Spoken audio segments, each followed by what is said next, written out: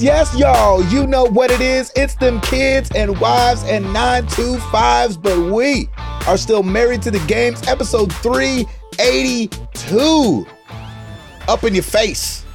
All up in your face. It's your boy Gabe Patillo with Tim Router, Ed Placencia, and Chris McCracken, of course. And as always, we are talking games and life and games. Thank you guys so much for being here this week.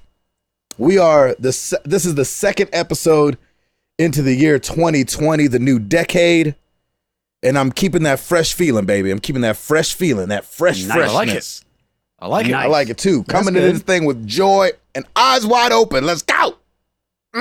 Well, eyes wide open. Oh, wait, wrong song. Yes. Sorry, I just threw up in my mouth a little. Well, Tim, if you're singing already, why don't you let us know I'm singing. what is going on in your life this week? Singing. Christmas decorations are down. We are back in the swing of things now. There you go. Piper is back at school. Thank you, Jesus. Back to work. Basically back to normal. And Back to life. exactly. Anyway, there has been a lot of talk. Line. Right? There has been a lot of talk in our family about the Predators this week because we got a new coach. Yeah, fired a coach, hired a coach. Fired a coach, hired a coach. We actually went to the game last night against the Boston Bruins and got our butts handed to us. Well, new coach, Yeah. Well, he was only there 12 hours and he really wasn't coaching. So Yeah, what are you going to do? But it was fun. We had a nice little family night. I took my niece Lily with us because we got 4 tickets from my buddy Ash. And so we just had a great time together, and it was good fun, good laughs, good food, and just, man, that place is such a great vibe. And there's been a lot of Predators talk. There's been some Titans talk as well. Can you believe it? I was jumping up and down. So funny story. As of release of this show, we still have a little hope. I know, right? We won't be around next week, but hey, today. Who do y'all play next week? We don't need to talk about it. That's fine. Don't worry about who we play. Good old Lamar Jackson and the Baltimore Ravens, man. The unstoppable Lamar Jackson. It's going to be a clinic. It's going to be a clinic. However, Pauline and Pierre came over on that Saturday because Lauren has been on the quest to playing Beat Saber. Well, I was going to say, she's been taking your quest. I'm on the quest, son. She's on I should rephrase that. She's on a mission to clean up the playroom now. We've been selling a lot of stuff and donating a lot of stuff, and Piper's right in there too, which is great. Like we've got some furniture that we're trying to get rid of. So Lauren's on buy, sell, trade and Facebook Marketplace, and then we're also selling any tech. No tech. Oh, okay, he knows better. You can sell some tech. You hit me up. Oh, of course. I like tech. But it's been good because Piper's been kind of learning the lesson of, and whatever we sell, it's going to go to her into her savings for something else that she wants. And she's been like, let's donate this. Like she's got a ton of stuffed animals, so she wants to donate that, which is great. So I really want to get that ingrained in her head of, yes, you can make a little money from like a garage sale kind of thing, but let's put that in some sort of a savings. And then, yes, there are lots of kids that don't have the things that you have. So let's think of them as well. And she's really taken on to it, which is great. And for that, I'm very proud of her. And so during that time, Pauline and Pierre came over. So Pierre and I were watching the game. And then this joker's after the game is like, oh my gosh, I'm all excited. I get a text from him the next day. It's like, hey, I might be able to get club seats up in Baltimore. I'm just working on trying to get a plane up there. What? I'm like, what? Wow. There's no way I'm getting the big pimp treatment. And there's no way I'm getting the big pimp treatment. He was like, I can't get a plane. But he was about to take me, my What father, about like a regular plane? Well, that wouldn't cut it for him. Listen, like Southwest would be a lot cheaper and y'all still get up there and back. This boy flies commercial only if he has to go out to the West Coast because it takes way longer on a private plane to get out there. And God bless him. You know what? When you have that kind of wealth, that good on you. And they are super generous. He was about to give They are generous people. I will attest to that. He was about to give me, my father-in-law, and his brother-in-law, and himself, all expenses up there on a Saturday night. He'd pay for our hotel, and we'd come back on Sunday on a private jet with club seats at Baltimore Stadium. at Yeah, baby. whatever the stadium that is at Ravens. I'm like, dude, this is ridiculous. You don't have That's to do great. that. So I almost got the big pimp treatment, but it fell through. But thank you, Pierre. That's awesome. They are very. I was about to do the same thing, but that fell through as well. Yeah. That's the most non-news story I've ever heard before in my whole life. That's right. I almost did something and didn't. But then didn't. I didn't get that. It's out of my hands. I can't do anything about it. Which is basically life. So it works out great. That is But funny. no, it was very generous of him and very awesome. They are super excited about 400, by the way. Are they coming? Because I told them about Mockingbird. Like, yeah, they're going to check their schedules and they want to be there because I think they've been to, except for 100, they were at 200 and 300. And Yep, they sure were. Yeah. they're so sweet and supportive and it's just awesome. It's so not in their realm, but they don't care. It's something that I do and so they're just super supportive people. Well, if he can get a jet from his house to the Mockingbird Theater, man, I'll tell him, we're come good. on. That's right. We're good. Yeah. We're good. But yeah, so on the life front, man, it's just getting back in the swing of things, which is nice. And I like that. And let's keep that going for a little while. Gaming front, man. Bloodborne. What is it about this game? Is it? Yeah. That is I told you crazy it's to me. good, That man. is just crazy. Is Good it stuff. about this game? I feel like I've turned a new leaf in my life. I am really enjoying these games. I'm at level 85 right now. I've been finding new locations everywhere. I've been gaining blood echoes wherever I can and before I die, and then I go back and upgrade and whatever. I'm thinking I'm getting close to the end. I'm actually what I'm doing is I'm following a YouTuber called Fightin' Cowboy. He's got this whole Bloodborne playlist, and so I'm kind of moving along with him. And But so, you still have to do it yourself, though. Oh, of I just want to course. still give Yes. you props because Thank you. You were the guy that thought you were at a boss and you were at regular people. Yeah, Yes. you were the guy stuck on the wolves for like 12 days, it felt like. And now you're almost at the now that you're at the end of the game. I am so proud of you. I'm proud of myself, dude. I am really. Well, that takes a little bit out of it, but I'm proud of you too. I can be proud of myself. Listen, I'm the older, crabbier gamer here. I'm branching out. I'm very proud of myself. That's It's a true. new leaf. Yeah. It is a new leaf, a new year So for funny. me, man. Yeah, it's So- like the Odd Couple switched around or something. It's Jeez Louise. look, this game is so frustrating and so gratifying at the same time. I've died when I've had a ton of blood echoes and I can't get back to it. And but then when I defeat a boss, it just feels amazing. It's just incredible. But how, like you really do need a guide because I would never find the things that Okay. I had to find if I didn't have a makes guide or a sense. walkthrough. Because like I wouldn't know that I had to go in this little corner here, and like you really have to explore. And kudos to them for really just making it that way. I kind of like it. Like it's not as linear as you think. There's a lot of back and forth in different places you can go. And I don't have a key to this door, and you don't get that key until like 2 or 3 locations later. And it's just great, man. Listen and at you. Goodness Man, gracious. I don't Right? know. I've just been playing it nonstop. I was up till 3:00 in the morning the other day, and I don't know, man. It's crazy. And I have one thing to say. Okay. Blessing Adeoye Jr., man. Yeah. Seriously, dude. On the latest episode of PS He's I Love awesome, You, dude. he called out my name because they were talking about Bloodborne. And man, dude, you're awesome. That's all I gotta say. I And just love that it was centered around there's some people that I wouldn't think would play that game and like it and be Right. able to do well at that game. And Right. Tim's one of them from Marriage Yeah, to the Like, Game. if Tim can do it, doggone. I know, Yeah, man. Right? if Helen, if Is that Helen setting Keller the can bar drive a low? car. Did he just set the bar low on me? Is that what happened? He's like, Yeah. well, Tim can do it. I can totally do it. No, I think no, but it was a good point that he was making though. He was like, Oh, I know, yeah. there's people out there that I wouldn't think would like this kind of game, and they're going back and playing it, so I'm gonna go back and play it. Exactly. Yes. And And I that's the thought that thing. was really cool. And what I would say to him is, dude, play it. Because like he said, if I can do it, you can totally do it. And congrats on the new position at PS I Love You. Yes.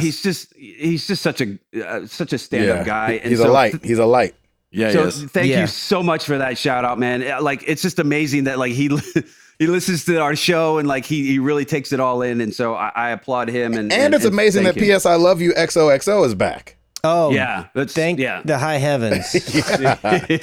Especially being back on having a commute now. I was like, when I saw it, I was like, yeah. I never unsubscribed from the first iteration of it. I Right. always just held out hope. Maybe one day. And Yeah. sure enough. Look So at that. what's funny is that his mentality was kind of my mentality as well, because when I was listening Beyond back in the day, and Brian Altano was the one that was talking about Bloodborne, because he was like me. He had never played any of these games before, and he had to go through this grind out before it actually clicked with him. And then I think it was like his game of the year. Like he absolutely loved that game. And when I was listening Beyond, Brian Altano plays a lot of the same games. Like he loved Far Cry, and he's got a very similar gaming style to me. I'm like, and I think that was part of the bug in my head, especially when it became free on PlayStation Plus. I'm like, man, I'd probably at some point need to give this a shot. And what better place to start it was on the Extra Life stream. So yeah, man, I'm all in with this. I don't know. And everybody Very in the community has impressed been with you. saying play Dark Souls 3 next. And I don't know. We'll see. I may take a break. I haven't played Overwatch in like a month.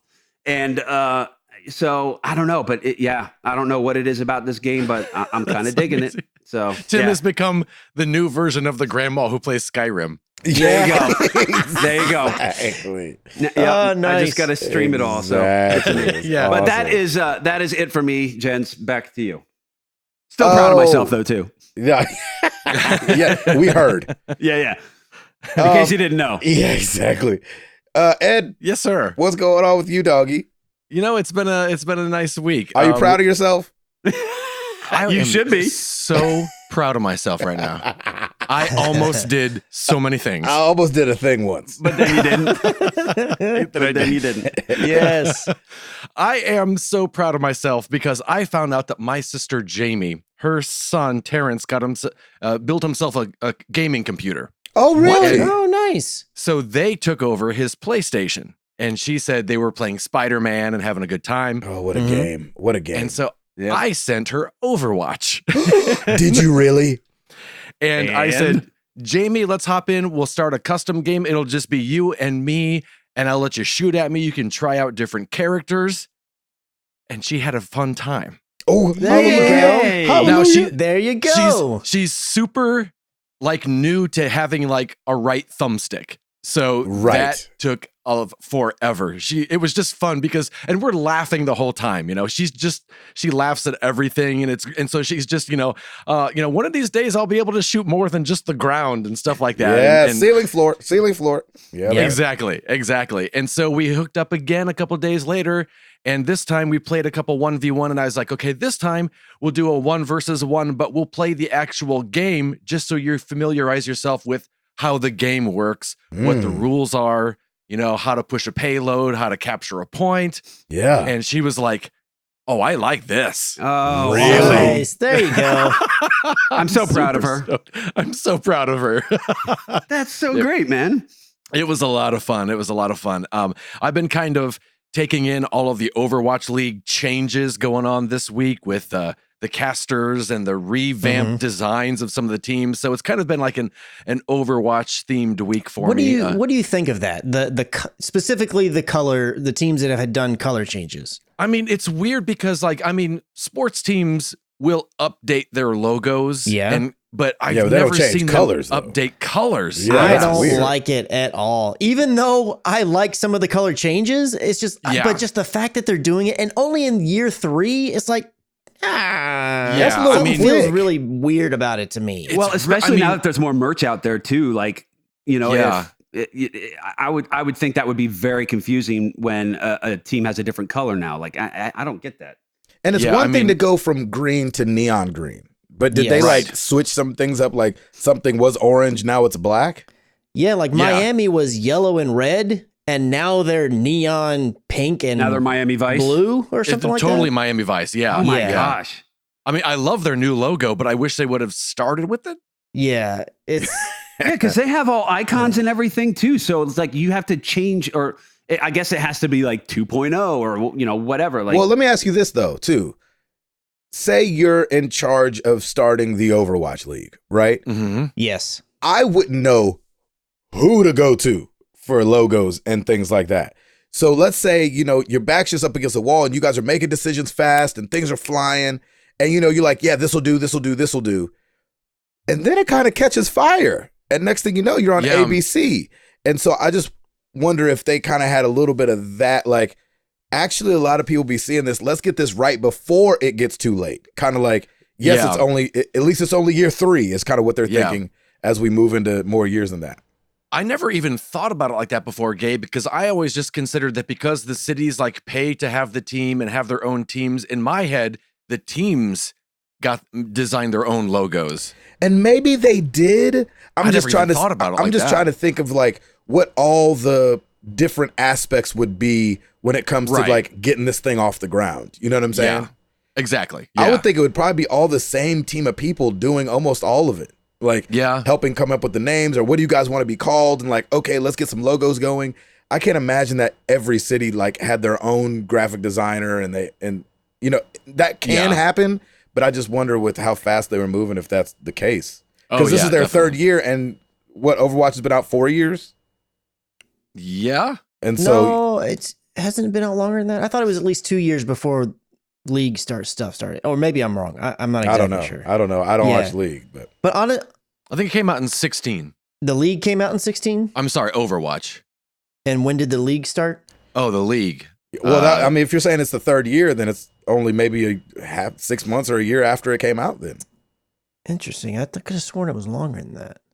Yeah, that seems like there was a longer gap between league. but it would make Yeah. more sense as to why they might be changing. Now they did things. have contenders and things like that. Yeah. Right. When does the season start? February? Yeah. Okay. And honestly, you know, I'm not even so much upset. Like, and I don't even know if any of them have altered their actual logo, which maybe they have. I hadn't even picked up on that. I don't even mind so much like a logo refresh, especially if it's Yeah. just a bit different. Something really rubs me the wrong way about totally changing up your colors. Even though, like I've said, agree. I think Miami's colors now look better than their previous Yeah. colors. But it's just something about it doesn't sit right with me. It's like weird, because isn't it? you're new, you're like a new sport, so to speak. You're trying to get people behind your team. A lot of things that, you know, yes, it's a bit silly, but a lot of things that people do is like, oh, I fight for, you know, the green and the gold or the blue and the white. Yeah, or what, you I know, bleed blue. Yeah, they put the colors with it. And so just to just like up and abandon, like, nope, yellow's not our thing no more. That Right. just feels really weird to me. So much so I tweeted at the Dallas Fuel. I was like, please never change your colors. They're perfect. And they wrote back and they said, we never will. I was like, They that's did? all I Oh, need. nice. Yeah. Well, hey, Chris, I would say this because I feel Yeah. like you're a big picture guy. Yeah. I feel like I can be very. It's no. I mean, if you've listened to this show, there's no bones about like Gabe doesn't like change that much.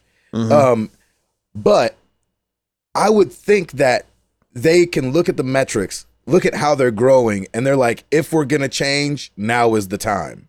Yeah. And so Yeah. maybe, and I don't know what the numbers are, maybe 1 million people watch him now, but the growth potential is that 20 million people could watch them in the next 5 years. None of them would be any of the wiser Yeah. of Right, the right. changes. And so they're just trying to make the best change for right now before they get maybe too cemented into something. Or maybe the team's like, you know what, since we didn't get to be a part of this, situation, maybe, we should implement Miami Vice. And like you're saying, the ideas are better. And so maybe that's good. Yeah. I Yeah. like that. That's definitely a good theory. I mean, and it has happened in the past with sports teams. Look at the Tampa Bay Buccaneers. They used to be orange and white.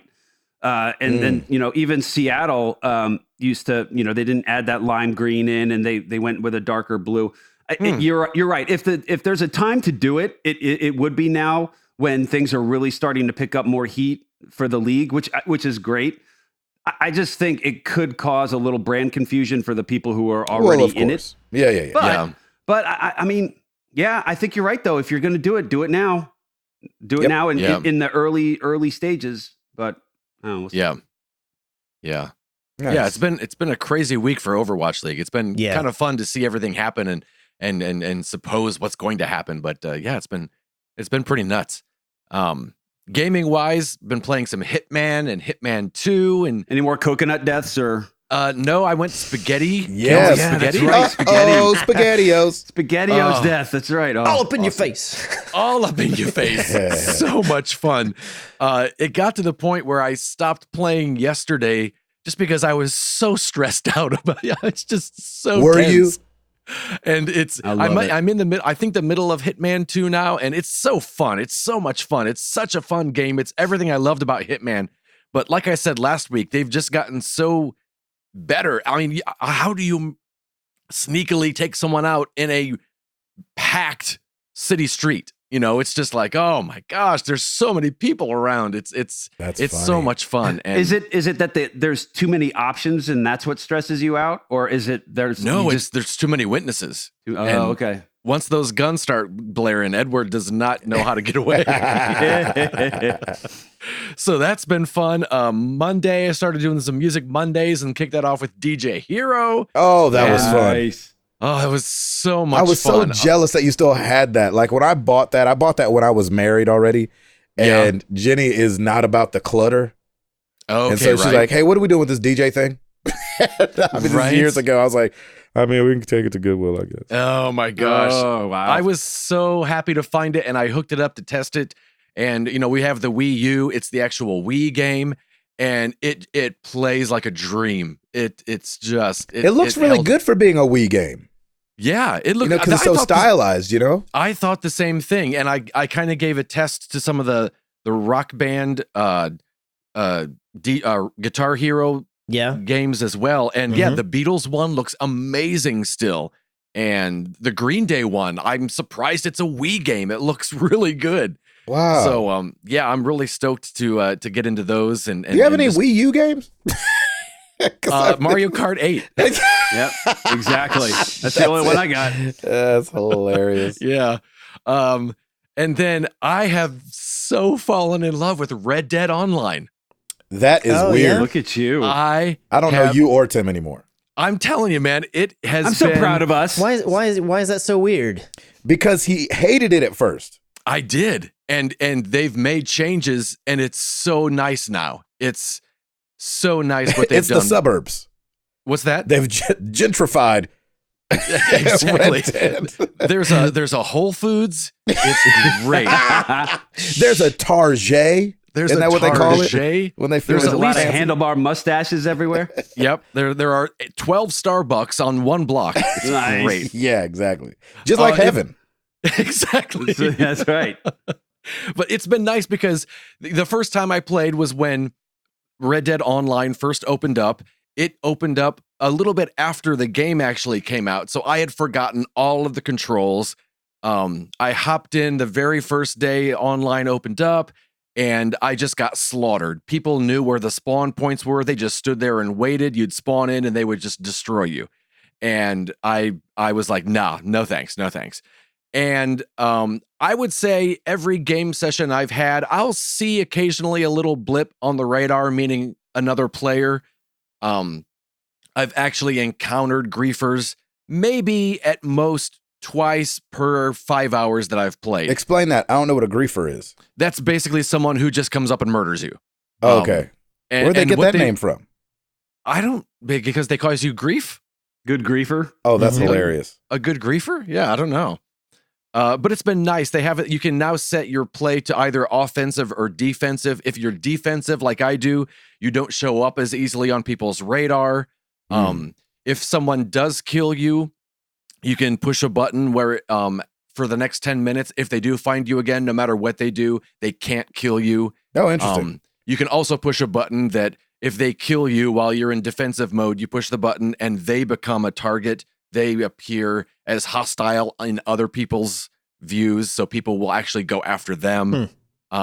So it's been really nice, but overall, I've not even really encountered anyone, which has been awesome because I loved the game so much, and this is just an excuse to keep playing it. And Yeah. I have gotten hooked on running around and looking for treasure and just Love it's just been, there are 4 like roles you can take on. I've gone for 3 of them, 3 of the 4 so far, and it's just been a ton of fun. A couple people from the community that have been playing it the entire time hopped in to kind of help me out and kind of steer me. And at first I was like, I want to like this, but I don't know. And they kind of explained things to me. And by the end of that stream, I was loving it. And today I finished the stream, took about a 10-minute break, and I hopped right back in and just Oh, wow. played for 2 more hours and That's just awesome. lost myself. So it's been a lot of fun. I've really, really been enjoying it. So it's been it's been a fun week for gaming, that's for sure. There you go. That's Yeah. great, man. Nice. Love that. Christopher McCracken. Yes, man. I have been at work, and then it feels like it's podcast day. It's like I don't feel like I've really done much else. Yeah. The weekend was really, really low key. Stacy wasn't feeling super hot over the weekend. Super hot. Yeah, exactly. I almost did the exact same thing.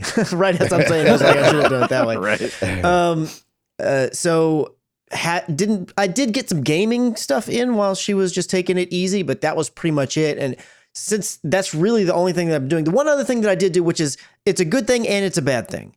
All right. So I have a room in the house that we have. It's an extra bedroom that I've been using as an office with the idea that all along I'm going to make the shed out back my office. Gonna kind of like pull a Gabe and try to make that a Right. thing.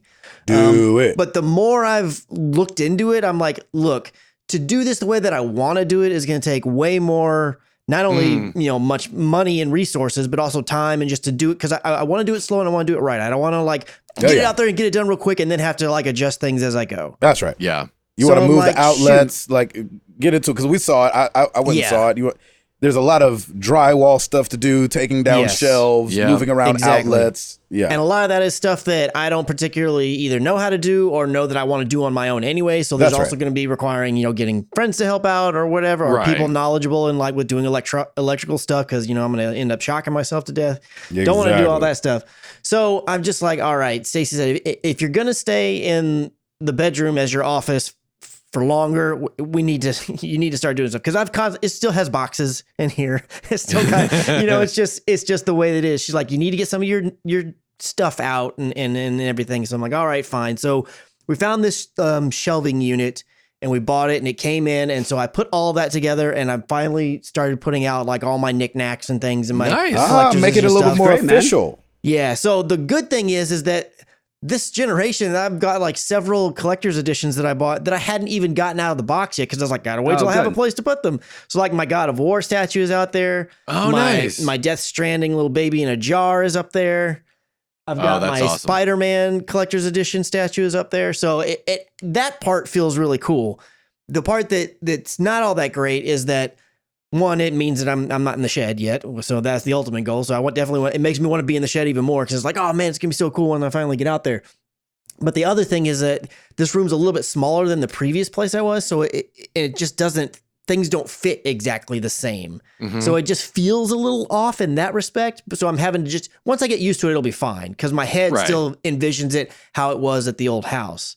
Sure. So I just need to get past that part, and that's just like a mental block. But outside of that, it's nice to finally be putting some of my gaming and nerdy stuff back out there. I got my coasters out that Josh had made for me. Finally got those back out of the box, and they're on display. So that part's all really cool. It's just that one of these days I'm gonna get out there in the shed. I'm gonna be one of the cool kids like Mr. Gabe. But it's gonna take me.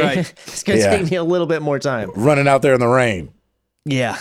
Right. That's another thing too. I got to figure out. Okay, now the pathway. Like, sure, grass is fine most of the time, but what if it's raining? I need I need to put a sidewalk. What do I need to do? Some stepping stones that are nice and really little flagstone sidewalk. Exactly. I got to figure all that stuff out. So it'll happen one day. Just today is not the day. Yeah, that's all right. On the gaming front, so I had some people hit me up in the Discord saying like, "Oh, did you get Zelda yet?" Zelda is supposed to deliver tomorrow. This is like, I tell you what, Amazon ruins your life. They you get that free 2-day stuff because this one was free shipping. I ordered it on and paid for it on the 27th of December, and it's showing up tomorrow. So I'm like, oh, come on, get here already. So haven't really. I mean, I messed around a little bit more in Golf Story, which it's fine. I'm sorry. I really just want to play golf. So that's all I do is I run around and play golf. I every now and then I'll see a little bubble by a person. I'll go over there and talk to them and they'll want me to do a little thing, but I feel kind of aimless. So I'm just going to spots and hitting the ball. And that's really what I wanted. I really wanted the golf game. So if they could just come out with like a Mario Golf similar to that I had on the Game Boy, but on Switch, or if just Golf Story just had like just an endless golf mode, which maybe it does, and I haven't discovered it yet. But that's kind of what I was really hoping for. But I'm still dabbling here and there. But it's called Golf Story. I'm just kidding. Yeah. I know, and it feels like it has more of the story part than the golf part. But, it does. It does. We'll I mean, see. you get to the golf for sure, like especially later on, as you're having to like challenge people and play a bunch of people and stuff like that. it definitely gets there, but it doesn't start off golf heavy because you start off not good at golf. Yes. And so you have to kind of grow in it. I mean, I still plan to keep dabbling with it. The other one that I got, the Darksiders, it's not bad. I don't feel compelled to go and play it. Yeah. That So, happens. I mean, I do think I'll keep jumping in occasionally on that with that one as well. But I mean, I don't really know. And I did download one demo. I downloaded the demo for Ape Out, which is actually a lot of fun. That was a lot of fun, except for since I don't have an SD card in there, I have no more space. I can't fit the game. So I was like, well, no. all right, oh my gosh, we'll you got troubles and situations. Yeah, well, so we'll wait. We'll get that part all figured out. But Breath of the Wild, if everything goes according to plan, is supposed to drop tomorrow. So then I will be jumping into that and giving that a go and seeing, where that game takes me. And so hopefully next week, everything goes according to plan and I'll be able to give some thoughts on at least my initial outing with Breath of the Wild. Yeah. Can I take a guess at your update next week? Yeah, I'll mention it. And No, I'm saying, can I take a guess real quick? Oh, yeah. Here it goes. So Breath of the Wild came in finally. It took a couple days, like I was saying before. It took, Amazon ruins you. And so Thursday, the game came in and popped it in the old Switch. And I'm just not feeling it. Yep. Nice. So just mark it down, 382. As someone who played it, do you really think that that's how it's going to go for me? Yeah. Is it? Yep. And so why do you think that? Interesting. Because at the beginning, it's just a little weird-ish, and then you're talking to a guy and you don't really know what you're doing, and then you're kind of like aimed in a direction and you're really trying to like you fight some bad guys, but the weapons wear out, and so you have to swap them out, and it's just like a little annoying at first. And so it's just, I feel like what got people over the initial hump of Breath of the Wild was their love for Zelda. Yeah. I didn't have that. And so I'm coming in like, never played a Zelda game before, let's give it a try. The only positive thing I will say about it, because I'm so hard-headed, I was like, you know what? I'm going to play this game. And I don't know if you guys remember, but like I was playing Horizon Zero Dawn and got distracted by Breath of the Wild. And so I was like, I'm going to stick with this. I'm going to stick with this. I'm going to stick with this. And I just stuck with it. And it really turned into, I don't know the right word to say, but it turned into not a job. Like, well, I'm already in it. Let me go back to it. But it was like, all right, well, Is it a chore? I would have to like trick myself into the little carrots that it had, like, the shrines and stuff like that. Like, all right, today I'm just going to go try to find some more shrines. And then I would find out more about the game and be like, oh, there's a part where you can like, you get found your own town. Okay, let me try to do that. Instead of having to like sleep in these different cities, I can go sleep in this one place. And oh, they have like really good armor there. Okay. And so there was like those little things that tricked myself into like, oh, there's a huge horse somewhere that you can go get. Let me go try to find this huge horse. And along the way, I grew to love the game. Yeah. But I did not love it from Jump Street. I feel like Chris is going to be like, I'd rather play Metal Gear. That's with everything. Yeah. Well, so here's one of the things that might impede on that part. But again, saying like I said last week, and I will say now, I haven't figured out what the percentage or amount of hours or whatever it is, but I'm going to give it a fair shot. Like I am not going to go in and be like, oh my gosh, my sword broke in 2 swipes and I'm 15 minutes in, I'm done. I'm not doing that. Yes. I'm gonna, because I know I'm already going in expecting that, it's going to have to win me. So I'm not going in with this like, I'm going to love this game. So since I'm doing that, I know I need to go even further. I need to go as far as I feel like, man, I'm done. And then I'm like, okay, we need to go a little bit further. And just so you know, at first you're going to be fighting with sticks and bats and stuff, not swords. Yeah, which is fine. I don't have an issue with that. So, I mean, I feel like at this point in time, I know enough about the game that I feel like I know what I'm getting into. Okay, good. Yeah. So whether or not that, now I don't know everything about the story or every little aspect of everything, but I left enough to where it's like, okay, someday I'm probably going to play this, so I don't want to know absolutely everything, but I feel like I know enough of what I'm getting into. Right. So we'll see how it goes. Yep.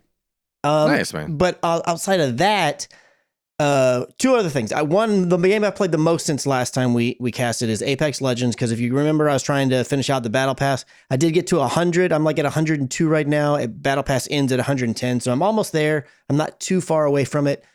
Oddly enough, I just, because of watching Rise of Skywalker and everything, I got really this real big itch to play Battlefront 2, so I re-downloaded it. Oh, nice. And I have been jumping in almost every day to Battlefront 2. Dude, that's amazing. I love that. Because there were a lot of videos and articles and stuff, especially towards the end of 2019 and then into 2020, where they're like, you know, it really turns itself around, Battlefront 2. And I was like, all right, so I'm going to go in there and mess around. Yeah. And I haven't even played that much of like just the assault maps and everything. I've played them a little bit. I've mostly been going into heroes versus villains and just trying to level up my heroes and my villains so that when I can play them, I have all my Nice. cards and stuff unlocked that I want to have.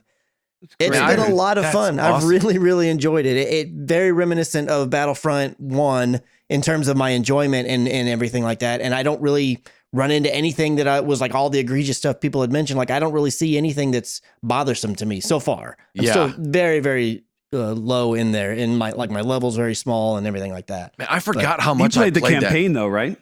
I did not. I did play it, but I didn't beat it. I just kind of got bored with it and fell off. And I was like, I'm going to go to multiplayer. But then multiplayer was a trash fire of like microtransactions and all kinds of issues. I was like, I'm just going to bounce. And I ended up deleting it along the way and never going back. But just been on this Star Wars kick recently. And so I was like, I'm going to go back in there. And I was really glad that I jumped back in. It was a lot of fun. A huge download. Yeah, yeah. I bet. But it's been fun jumping back in there. And then the one other thing that I'll mention is that I actually originally planned to start doing what I'm about to say I want to do in 2019. But then Apex Streaming? Legends came out and it really screwed up all of that. Yeah. My plan was to, knowing that new consoles and a new generation is going to start at the end of 2020, is I wanted to start replaying some of my favorites from this generation Oh, nice. on whichever platform they're in. That's awesome. I like that. Now that I'm down to 1 year and there's games coming out this year that I know I really want to play, I think I'm going to have to shrink my list down of what I'm going to play. Mhm. But as it is right now, I did replay through Ground Zeroes, which Ground Zeroes is really short. But I'm planning to replay Metal Gear Solid 5. I'm planning to play Horizon Zero Dawn. I'm planning to play God of War. And I think the only other one at the moment that I'm planning to play is Inside. I would love to throw Spider-Man in there, even though it really wasn't that long ago. I just don't know that I'm going to have the time to do that because, like I said, there's several games here that I want to go in. And then as we start getting closer to PS5 and Xbox Series X and Series whatever the other one is, Yeah. I know I'm just going to get excited about those and it's going to distract me. So Yep. we'll see how that actually goes. Obviously, Breath of the Wild is brand new to me, but that's kind of one too as well. Like it's in That's this awesome, generation, man. people allowed it as being one of the best games. It bums me out that I didn't at least start it last year because I could have gotten so much more headway into doing this. But oh well, it is what it is. Yeah, it's so awesome. hopefully that's going to start after I get either finish Breath of the Wild or as far as I'm going to get in Breath of the Wild. That's when I plan to jump on over, unless Last of Us 2 has already hit and or whatever it is, and then I'll get going with that. I love that. Yeah, I'm looking That's forward to so it. great, man. Love that. Mr. Patillo, Yeah. what you got? Oh man, we had a busy week a little bit. We had I'm not gonna be able to say it right. Can't wait. Kumite. Oh. Oh, yeah. Namaste. Oh, yeah. Kumite in Tennessee 2020. Went to that over the weekend. That's when I met up with Guido from the family. Nice. He was one of the main guys. He's not a founder of Kumite, but he's one of the guys. He's running it. Everybody knows Guido. And so it was really cool. Oh, nice. You know what it felt like? It felt like if you were to come to a Toby Mac show and I showed you around. Okay, right? You know what I'm saying? Yeah. Like, I'm not the boss, but I know everybody. Right, You right. know what I'm saying? So everybody's like, oh, hey, Gabe. And so they're like, people coming up and asking him questions. And he was like, oh, yeah, I think at 3:00. And then somebody else would come up like, hey, which console am I supposed to be on? He's like, that one over there. Like, he's the guy that kind of just overarchingly knew everything. Yeah. Nice. And so that was really cool to be there with that guy that kind of knew That's cool. Yeah. everything Yeah. that was going on. So It always feels good. exactly. So big shout outs to Guido because without him there, I would have still had a good time, but I would have just been wandering aimlessly. So to be able to sit and talk with somebody that that listens to the podcast, number one, which was awesome.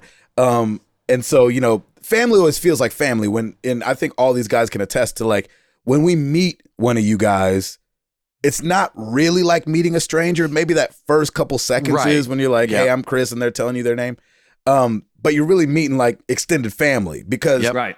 they know, you guys that listen know so much about us, and it's nice for us to find out about you. And so Guido was like, oh man, I heard you and the wife been playing Overcooked. And so it's so nice to just be able to talk with somebody that knew what was going on in my life, and then I could find out Yeah. about his life. I got to meet his wife and his kids and have a good time. His 3-year-old made me feel right at home, like just climbing all over me and asking me to swing him around and everything like that. It was so fun. Nice. Nice.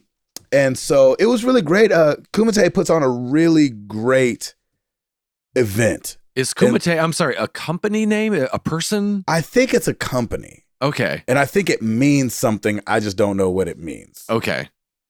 Interesting. And I was like calling it Kumite, like at first, I was like, oh, we're at Kumite. Oh, so Kumite literally translated means grappling hands and is one of the 3 main sections of karate training, along with kata I'm in. and kino. Yeah. Why didn't you know, Tim? Because it's You need to turn your Probably- belt in. no, right. Like I have a black card. Uh-huh. Yeah, you need to turn your karate card in. My karate card in. Yeah. You didn't know what kumite was.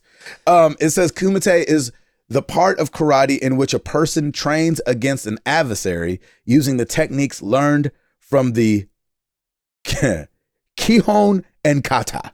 That's why Tim didn't know it. He doesn't have any adversaries. Everyone loves Tim. That's true. That is true. That is very true. I remember when And I'm me very proud of that, too. Yes, I think you should be proud. I'm just going to milk this the entire episode. I remember Enjoy. when me and Lauren were trying to get the Oculus Quest over to Tim, and we're figuring it out, and we finally find the one at Best Buy that can come in time and everything. And she was like, "Oh no, the shipping says it won't get here till the 27th. Tim will be so disappointed." And I texted her back. I was like, "Does Tim get disappointed? I don't think that's an emotion he feels." And she was like, "Ha ha ha." Yeah. And so anyway, so I went to that for 2 days over the weekend. That was awesome. And I needed something over the weekend Nice. Yeah. because Monday was the big day. Oh, the return. Monday Oh. was like Christmas all over again. Oh. Monday, What? I don't know if I remember, I don't know if you guys follow me on Twitter, but on my personal Twitter at Gabe Patillo, Yeah. I had asked people, I was like, hey, I'm upgrading from my office chair to a gaming chair. My mom came in the shed and she was, because I was showing her something, and she was like, you need a new chair because my chair is like all crappy. Yeah, actually, here's proof that my chair is crappy. If you go back and watch the Christmas episode, Uh-huh. Yep. when Tim lays that great news out for me and Chris at the end, I touch my face and there's like this black dot that stays on my cheek for like 3 or 4 minutes.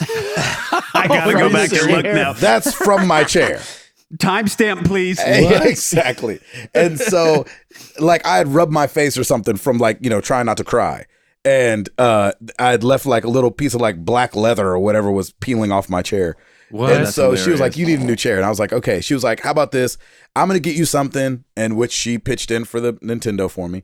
And she was like, but your grandfather wanted to get you something. Aw, so man. just let me know. She goes, so let me get you a new chair. And I was like, well, I guess it's no greater time than the present to get a gaming chair. I've never had a gaming chair before.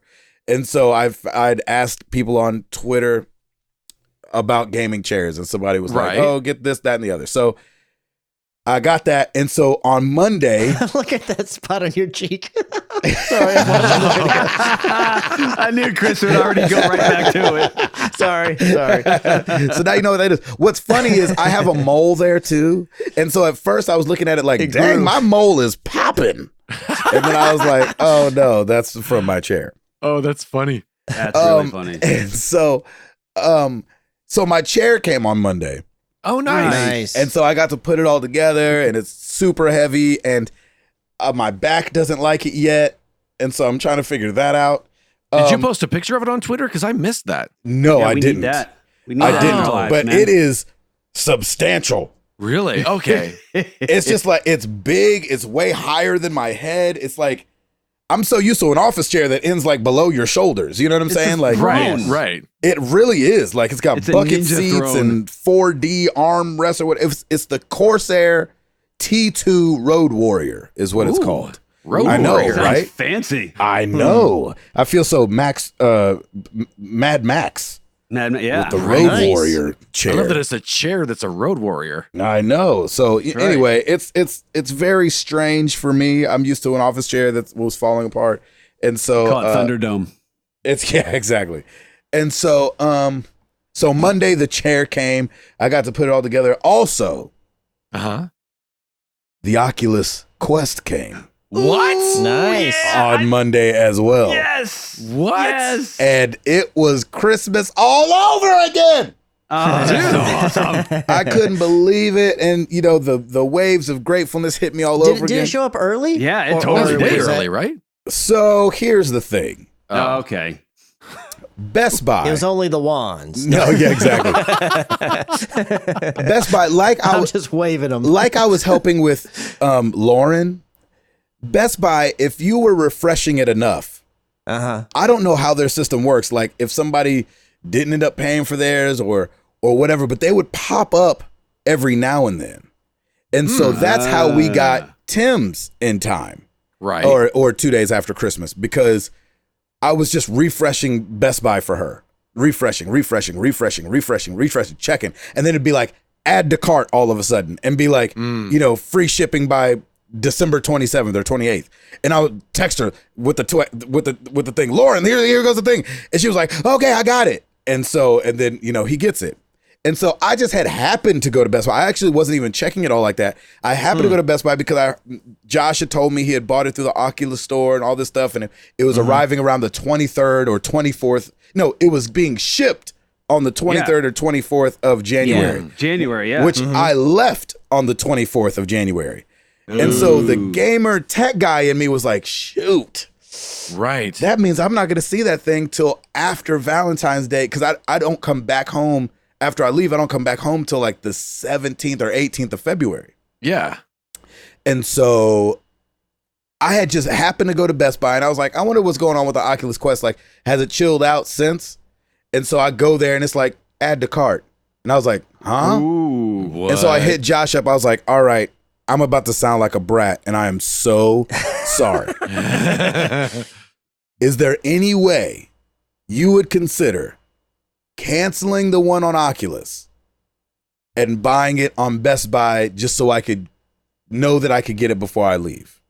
Right. And he was like, of course, this is for you. You know, it's Josh, right? Yeah. But I still Yeah. felt bad because I was like, what a brat thing to be like. I mean, I don't want to wait till the middle of February. I know it's free and everything. And it's like you got the community together and it's for my birthday and for a hard year. For a hard year. For a hard year. Just saying. Oh, that's really funny. And so I was very apologetic. And he was like, I get it. We're all gamers. We all get it. Right? Yeah. And so I was like, okay. He was like, you know what? And he checked on some things.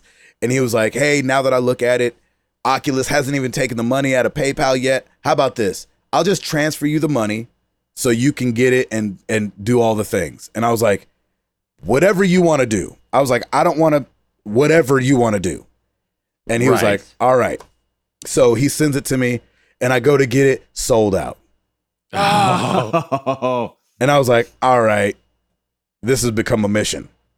So that same day, I was like, refresh. Add to cart. I was like, it was like, Oh my it'll be there on gosh. Monday. I was like, woo! Nice, And then it was the dude. Well only done. one. And this is because I obsess a little bit about these things. Yeah. And so even after I had bought it, I still was refreshing just to see like, and it took days for it to go back to add to cart. And so Really? I watched Really? I watched a review back. This is before I even knew I was getting one, I think, of a guy who was in Canada. And he was like, I really want to get one. And he kind of did the same thing. I was refreshing Best Buy or whatever website he was using. And he said it popped up. He got it. And he got like the only one in the region for weeks because it was just sold out for weeks. And that's kind of how I felt. And so Wow. I actually checked Great. for 3 or 4 days afterwards. Sold out. So Oh my gosh, dude. Yeah, I know, right? So they're back in stock now. You can get them by January 11th if you want to, which is going to be right after we release this episode. And so anyway, got the Oculus Quest, but I'm still a dad. I still got things I got to do, so I didn't get to really dive in right when I got it. I dove in that night a little bit and that evening and let Amara play Beat Saber and stuff like that. And so here's what's funny: when you become friends with people on Oculus, because it's through Facebook, that junk notifies you when your score gets beat. Yeah, buddy. And so that's hilarious. And so she played a couple games. She played more songs than I did. And it'd be like, put a ding on my phone. And I was like, what is this?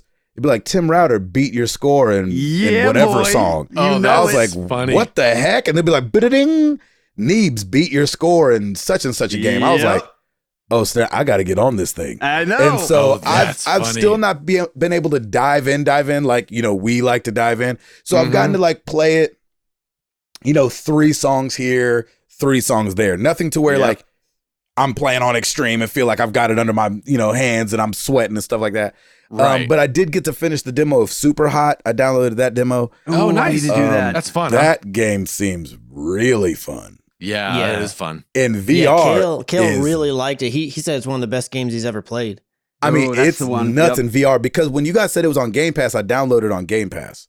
And so I played it that day just with a controller. And I was like, oh, okay, yeah, this is cool. Art style is really cool. When you play that junk in VR and you're reaching up to get that gun and snatch it out of the air to bring it down to shoot the guy across the way. Right? Nice. Ed, you played it on PSVR, right? Yeah, I played it in VR first, and when I saw it was on Game Pass, I'm like, how would you play it? Yeah, right. I don't even fathom how to do it. And so when the money kind of builds back up, and I know it's only like $25 or $30, so stop judging. But when the money builds back up, I'll buy Dude, you're Super a baller Hot. on a budget. Let's Yeah, go. exactly. Right? I'll buy Super Hot. I did buy Beat Saber already. So my kids and wife could play it and I could play it. Does Jenny like playing it? She loves Beat Saber. Oh, nice. Beat Saber is one of those Yeah. things where like I remember last time she played it on PSVR, she put it on and halfway through the song she goes, I'm so happy right now. That's Oh, great, that's so man. She amazing. loves it. Here's the problem. Yeah. The Quest, and I don't know if it's just because maybe she got a small head or something, but the Quest is really heavy for her, front side heavy. It's Yeah. not like which I think the PSVR is front heavy, but the way that it sits on your head is so different because it kind of has that thing that goes at the top of the It is top of your heavy, forehead. Yeah. Right. And so the Oculus is a little front heavy, so you feel like you got to really strap it to your face. And so you get what people call VR face, where you take it off and you can see the marks on your Yep. cheek and your forehead. Oh, really? Yeah. And so there's things you can buy, little accessories that'll die that down a little bit. Yeah. But I don't know if I'll get all Yeah, that. man. I saw that notification that you beat my score. I'm like, oh, no, he doesn't. And I went and got my Quest and like tried for like 3 times to finally get it. And then I was like, as soon as I did, I'm like, okay, I'm satisfied. Exactly. So But I was so thrilled when I saw the friend request. I'm like, yes, he got it. And I'm like, holy cow, that's early. So I'm glad you told the story because I didn't really know exactly how, but I just knew you had it and it was perfect. Yes. Did you? yes. I know you'd played obviously Oculus Quest before when Lim brought it, but did you see, or maybe you picked up on it back then and it just wasn't? You didn't make mention of it, or I don't remember you mentioning. But did you notice too? I don't know if it's just my PSVR, the Move controllers, but that the rumble feedback feels so much stronger on those versus the Quest. Oh, the Quest is very light. Does that make any, like, that's the only, like, if I had a way to, like, if I could change that a setting or something, it's like, man, I didn't realize how much I you liked talking that about in Beat feedback Saber? until I didn't have it. Yeah, on Yeah. Beat Saber, when the sabers touch and it rumbles in your A hand too. wall cross or each swords. other On the or anything. PSVR, that feeling is way stronger. It's really strong. okay. Here's the thing though, and I agree with you, Chris. It doesn't take away anything from me, but I think it's because Yeah, my my logic kicks in saying, man, each of these controllers has one AA battery in it. Yes. Do I agree. want it Oh, to right. expel the energy Right. of rumbling heavier than this? Yeah. Oh, okay. I didn't realize it wasn't like a Beat Saber controller where it has like a charger thing that like I didn't realize. It was Yeah, a straight up they battery. should have done that Yeah. because the visor think? is a rechargeable battery. Yep. But then Really? the Okay. two controls are one AA battery each.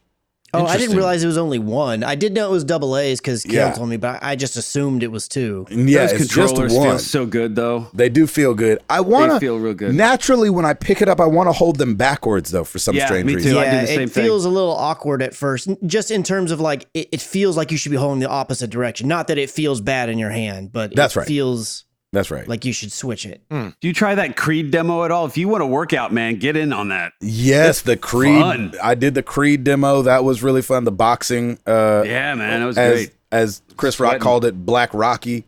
Yeah, and I did try that. That Rocky. was fun. Yep. But I had like my kids were awake, and so there was Yeah. like, and Remy just doesn't have spatial awareness, Yep. and so he almost definitely got punched almost like 3 or 4 times. So I've got Amara. Amara is my standby watchdog while I play. Like, are the boys sitting down? Are the boys sitting? And I'm trying to play. Remy, stop, back up, because that's you can awesome. kind of hear them talking, and so everybody just feels close. You're like, I'm punching really hard. Like if I smacked them like this right now, they would definitely They're be going hurt. down. Yeah, They're going down. But to be honest, if any of them could take a punch, it'd be Remy. it's gonna be Remy. Yeah, that's right. That's right. Exactly. He probably like, no, I'm really tearing the house down. Yeah. Oh, this He'd is probably how just we be rolling up in here. He'd probably be like, again, come on, let's go. Yeah, exactly. call What was that that? a You called punch? it? Yeah, you called that a punch. Exactly. I'll show you a punch. Yeah. So that was it. Made Monday just so great. And to get all that stuff in and try it and start linking it up, and just as a tech guy, you're like, it's just fun to try a new thing and Oh, for it yeah, to be definitely. cool. It doesn't feel. It feels front heavy to me, but it's not distracting to me Yeah. like it Yeah. is to Jenny. Let's see. I got a new backpack, which is great. nice. I haven't gotten a new backpack in years and years and years. My old one had like the pockets on the inside were torn, and this thing holds everything. It's so Yeah? nice, and Ooh. it's not like too large. I never heard of the company. It's a company called Peak Design, and I bought it at like REI or something like that. So it's like a tech forward. I guess Peak Design is like an outdoor company, but then they made like a tech backpack that's kind of like a tech / camera bag kind of thing, but it doesn't Oh, look that's like cool. a camera bag. It unzips on the sides fully. Oh, nice. I love it, by the way. It's awesome. So I man. got that. And this is just all like we've been talking about, it's all just Christmas money.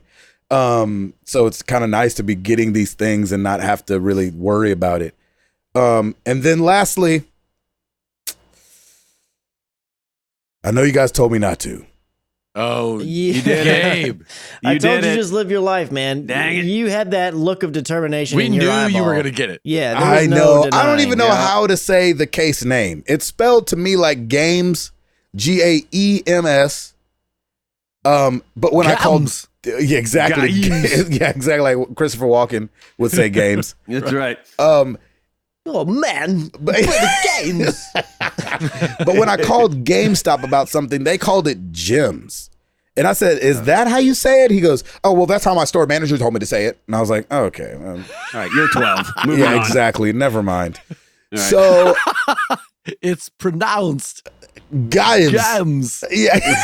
The Games. Yeah, exactly. You say it like games. And so set the picture if this is the first time you ever listen to the show.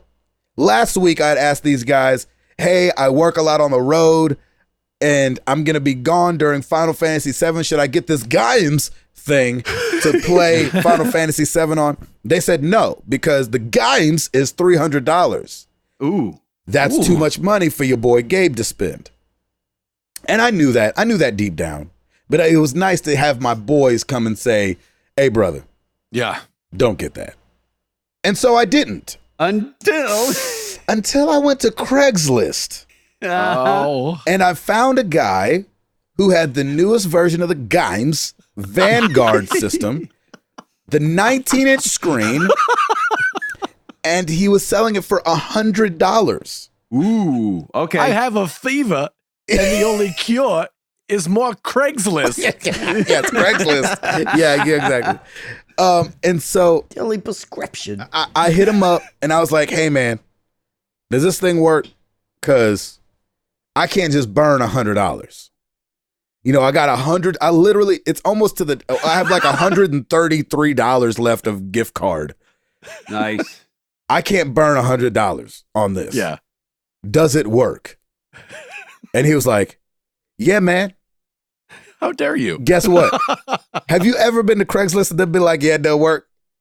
No, they've No. never said that. They always No. say it works. Of course. So I go out there. I'm like, all right. Uh, I meet the man at his job. And he's like, I'll be down in a minute. 30 minutes later, oh. What? I was like, oh, this guy, I was Nope. like, he sharked me. He got me. Nope. He got me. Yep. This happened to me one time before. I don't know if you guys remember, I got the yellow light of death on my PS3. This is years Yeah. ago. I found a really nice, cheap, slim PS3 on Craigslist. It was a guy in Murfreesboro, which is 45 minutes from my house. I went out there and he let me sit there in a parking lot for 2 hours. Oh, rude. Never showed. So I've got PTSD from that. Right. Sure. Right. And so I'm sitting downstairs 30 minutes outside this guy's job. And I'm like, he's not coming. And so I text him. I'm like, I know you at work, but I'm still sitting out here and I need to get to a meeting in 10 minutes anyway. He's like, I'm getting on the elevator. Comes out, hands it to me, still in the box. He says it's brand new. He says it's pretty new. Okay. Mhm. So I get it. I'm like, appreciate it. Give him the $100. Keep it moving, right? Right. I'm excited. I'm ecstatic. I'm driving home. I call Jenny. Hey, baby, you need anything? That's a thing we do every time we're headed home. Whoever's headed home calls and asks the other one if they need anything. Like it. Yep. You need anything? She's like, no. I like Good that. system. That's a Good good, idea. yeah. Yeah. She's like, actually, I'm out right now with the boys. I'm at Target. I was like, oh, well, you have Target. You definitely don't need anything. She's like, no, I'm good. I was like, all right, baby. Talk to you later. So then I know nobody's home. So I was like, when I get home, that means I can really dive into this thing. Open the box, take out all the things, set it up, get it popping. Get home. Nobody's home. Take on the box. Open it up. Open the thing up. There is no power cord in there. No. Y'all, I was like, oh, yeah. All right. He got me. Good one. Good one. You cut me, Shrek. You cut me real deep. Yeah, cut me deep, Shrek. Wow. And so no power cord. I texted him. I was like, hey, bruv. I said, dang, man, there's not even a power cord in here. And he was like, oh, man, it's in my car. I'll get it to you. I was like, yeah. He's like, yeah. I was like, all right. When? He's like, 6. I was like, cool. What does 6 do? Comes and goes, Bishops. Oh, man. Comes and freaking goes. Uh-uh. I'm looking all over my house because, you know, it's a regular hookup. It's not some it's kinda- special you kind gotta of have power some of cord. the cable somewhere. Yeah. Yeah. I'm going through. This thing needs 12 volt 5 amps though. I ain't got no 12 volt 5 amp. I've got a bunch of phone charger things laying around. You know, Right. a couple things that might go to a DVD player, but that one's not quite right. That one's yellow on the end. This is black on the end. That's the one I need. Blah, blah, blah. I'm finding all this stuff. I check one box that goes to my old computer speakers. Flip it over. I'm like, man, what is this? Well, it's a big old brick. Flip it over. 12 volts, 2 amps. I'm like, all right. Hey, Google, can I plug Right. something with lower amps in? Like, I don't know how electricity works. Yeah. It says yes. The problem is if it needs more amps, that's why it probably says the higher number, but usually it'll get it powered up. But if it needs to draw more, then it'll shut off because it won't provide enough power. I was like, cool, whatever. I don't care. I As long go as it doesn't fry it. as long as it doesn't fry it, which that's the voltage, right? So if something says it Yes. needs 5 volts, you give it 12 or something higher than that, then you're going to jack it up, right? Yep. Maybe. So I'm on the 12 volts though. The 12 volts is right. I'm going looking. All right, work, bet, plug it in. Boom. The little blue light comes on. I was like, all right, here's the moment of truth. Because That's here's the the thing. power button has a blue light. The, Is that pl- what the that- power button's got blue light, just comes on right when I plug it in. Okay. Nice. I was like, all cool. right. It's it's doing something. It might not be doing enough, but it's doing something. Gabe. I know, man. It's all fired up. This is Have you great. been watching that Kevin Hart special on Netflix? Seriously. Because your delivery is Kevin Yeah. Hart Is it? Yep. all the way. It is. It You know what's totally funny? is. We did watch it last week. And I love Kevin so Hart. funny. I love that, man. So plug it in, hit the power, and you know that moment of truth where you're like, oh shoot, man, Yeah. Yep. please, man, Yep. please don't let the screen be cracked or glitched out or something like that, because you'd be just sad about it. Yeah. Boop. Blue, beautiful screen comes on. Okay. Nice. I'm like, all right, where's my Nintendo Switch? Let me go get my Switch. I just need something HDMI to plug into this real quick. Get that, plug it in, boom, boom. It sat there on my tummy like a little 10-year-old and played like 5 races on Mario Kart Online. Yeah. Well done. It's glorious. Worked perfect. Well done. Perfect. So now Yeah. I just got to get online, find myself not a brick type power supply. He said he's Oh, gonna nice. he's gonna get it to me. Yeah, I don't believe that. Yeah. Yeah, it's probably I'd not be gonna a happen. little more proactive. Yeah, right. It's only gonna cost me an extra $12. So, Yep. I got a $300 thing for now $112. There you go. Right? Fair no enough. harm, no foul. Not go. My insides Yeah. want to track him down and be like, where's his power cord at? It's just the Right. principle of it. You said you was Yeah. gonna bring it. You said it was fully working. Where is it at? Right. I know where you work. I know where you work at. And I know how to wait outside for 30 plus minutes. I sure do. And I bet you know how to call the police, so it's not really worth it. And so You wouldn't be a suspect in the Franklin area. be like, No. sorry, man, you fit the description. They say he's black between 4'10" and 6'7". Yep. Done. For 10 and 6. Come on down. Come on down with us. That's Come you. on. You're like, oh man, I'm sorry. They got you, Gabe. You didn't even have to add the height part. Just it said he was black. So I decided not to track him down. I talked to Okay, Jenny good. about it. She was like, $12, babe. You want to spend all that energy over $12? Yeah, it's true. Voice And of I reason. was like, you right, babe. That's a And wise girl. I do have a cord that I'm not using for the other thing that actually worked with it. So There I you don't go. know what more power we need to draw, but it did do it just fine. I plugged the HDMI in. The HDMI worked going through. Maybe it's different coming out the PlayStation than it would be coming out the Wii. I have no idea. I mean, out the Switch, I have no idea. Mm-hmm. But we'll see. That was I love the adventure of yesterday. Nice, man. Well Nice. done. Oh Well man. done. Oh, You man. dodged the bullet on that one. Dodged the Man. bullet on that one. Me and the wife are on the very last boss of Overcooked 1. You Nice. go, Oh, man. nice. Beautiful. And he's tough. So we gave Yeah. it like about 3 tries before coming out here tonight. And so we'll try it again tomorrow night and see if we can't beat that thing and That is awesome. move on to Overcooked 2, which I hear is not as janky as Overcooked 1, which we don't know the difference because we never played Overcooked 2. Right. Mm-hmm. So, but what we I hear don't is remember Overcooked 1 being janky. What do you not mean? janky, but Neebs, who also went to Kumite 2020 with me and at the hotel, he was saying that Overcooked 2, it's easier just to pick things up. He said in Overcooked 1, you have to be really precise. Like you have to really be at the box that's lit up, press X. If you're up slightly next to it, then it won't pick it up, even though it's the only thing you can pick up in the area. And so he was like, man, there's so much jank in 1 after you've played 2. And so hopefully really? we'll Wow. move on to 2. There won't be that jank there, and maybe we can move forward and we can keep Jenny on these analog sticks. You know what I'm saying? Yeah. I do know you can throw things in 2. I don't remember being able to do that in 1. Yeah, you can't in 1. Yeah. Yeah, That's that's- fun, throwing stuff. Yeah, I'm good exactly. at that. And catching it. Here's the rice.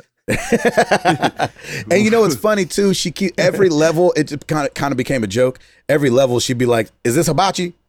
Is this hibachi? Is this hibachi?" that's And I know awesome. there's sushi in the second one, so that's at least that's gonna be at least the same culture. Oh, that's funny. So hopefully we get into that. We'll see what happens. That's great, man.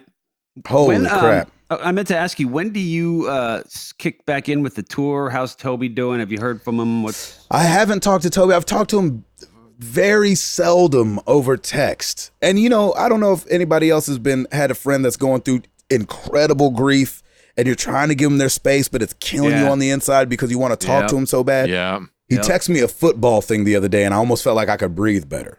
Yeah. nice? Does that make any All right. sense? Yeah. He was Yep. like, "Oh Yeah. man, we got to get this one this week." And I was like, "Oh, thank you God. Like we're talking about something normal." Right. Right. You know what I'm Yeah. saying? So me and Yeah, him that's good. text all during the Titans game. Yeah. And so that was really sweet. And then on Good. That was probably nice for him too. I hope so.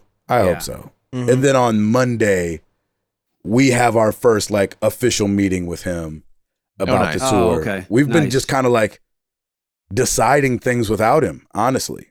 Mm. Wow. Because he's been out of the thing, and so we just, the set design that people will see on the West is just something we came up with, and we presented it like, hey, we know everything's going bad, but like, we have to know today, this is what we came up with. What do you think? And he was like, Yeah. I'm starting to sweat. He's like, no, I like this. Let's go with it. I was like, oh, thank you, Jesus. Oh, geez. Nice. And so yeah, Good, man. we'll be out there, man. It'll be great. So when does it kick off? I The think West our Coast? first show is in, it's called the West Coast Tour, even though our first couple shows are Beaumont, Texas, Yeah, of course. Pensacola, Florida, West Coast. What? to, Who did the routing on that? to North Carolina, Oh, wow. What? then drive over to Oklahoma City. Ooh. Man. Are these like youth camps? Oh, they're youth conventions, aren't they? No, these are the Hits Deep Tour shows. Oh, my The West gosh. Coast leg. The West Coast leg starts in Charlotte. Nice. Man, So- I am The looking goal forward is to get this. to the West Coast. That's how it Yeah, works. Exactly. Yeah. I'm looking forward to your shows later on this year in Seattle and Denver, because I've been looking forward to the Tokyo tour for so long now. Exactly. I don't know if you guys heard, we're going to Japan. Yeah. We're going to start in Yeah, Seattle. the and Japan go to show is Portland. Denver, Salt Lake City, Utah, and Boise, Idaho. That's right. And so, So great. hence why I did buckle down and get the Gimes case, because I realized that while I'm on tour, Final Fantasy, Cyberpunk, and The Last of Us 2 are all Yes. coming out with me on tour. I Yeah. can't miss those things. And Toby gets his own bus on these tours, and I'm on that bus, and there's only one television on that bus. Oh, Mhm. snap. And Okay. so, I mean, there's one in his back area because he's got like a Right. bed in the back. There's one for him, but just in the common area, there's only one. Where in the Yeah. regular band bus, we have one in the front, one in the back. I can't Oh, lock down gotcha. just the one television for me to play them games. Yeah, And so, to play them games, I got the games. I like it. All right. We thought we were going to go way shorter on the weekend update this week because we didn't have. Oh, sorry. We didn't guys. know your story, man. Yeah, that was a good story, Yes, it man. Well was. Great played. story. I didn't even have plans to share it. Look at that. See, let the spirit move you, and look what happens. That's right. I know. Let the Kevin Hart spirit move you. That's Dude, right. that's so funny, man. It's so funny. Once I thought Yeah, of that that, I delivery could was- not hear it. It was Yep. so Yeah. funny. That is hilarious. That's great. I do love me some Kevin Hart. I think he's brilliant. Yep. Yeah. Tim, Yes, you got it? I sure do. Well, let's do it!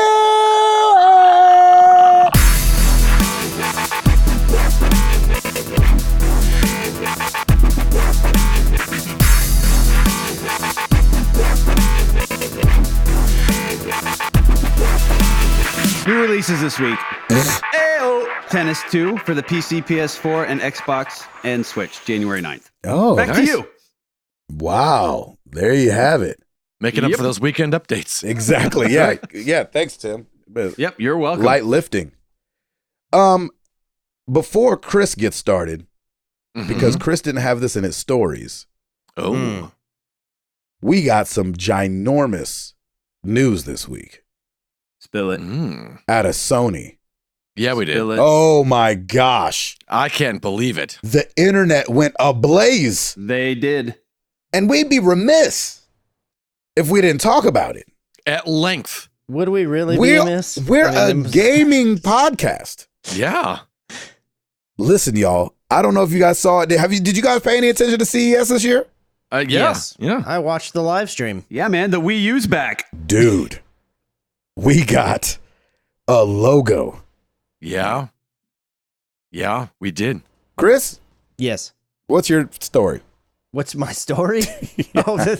We're moving on already. That's it. That's all. Yeah, nice yeah. I mean, yeah. transition. Is there anything else you guys want to say about that? I mean- Light lifting. Let's go. There we go. I guess that's.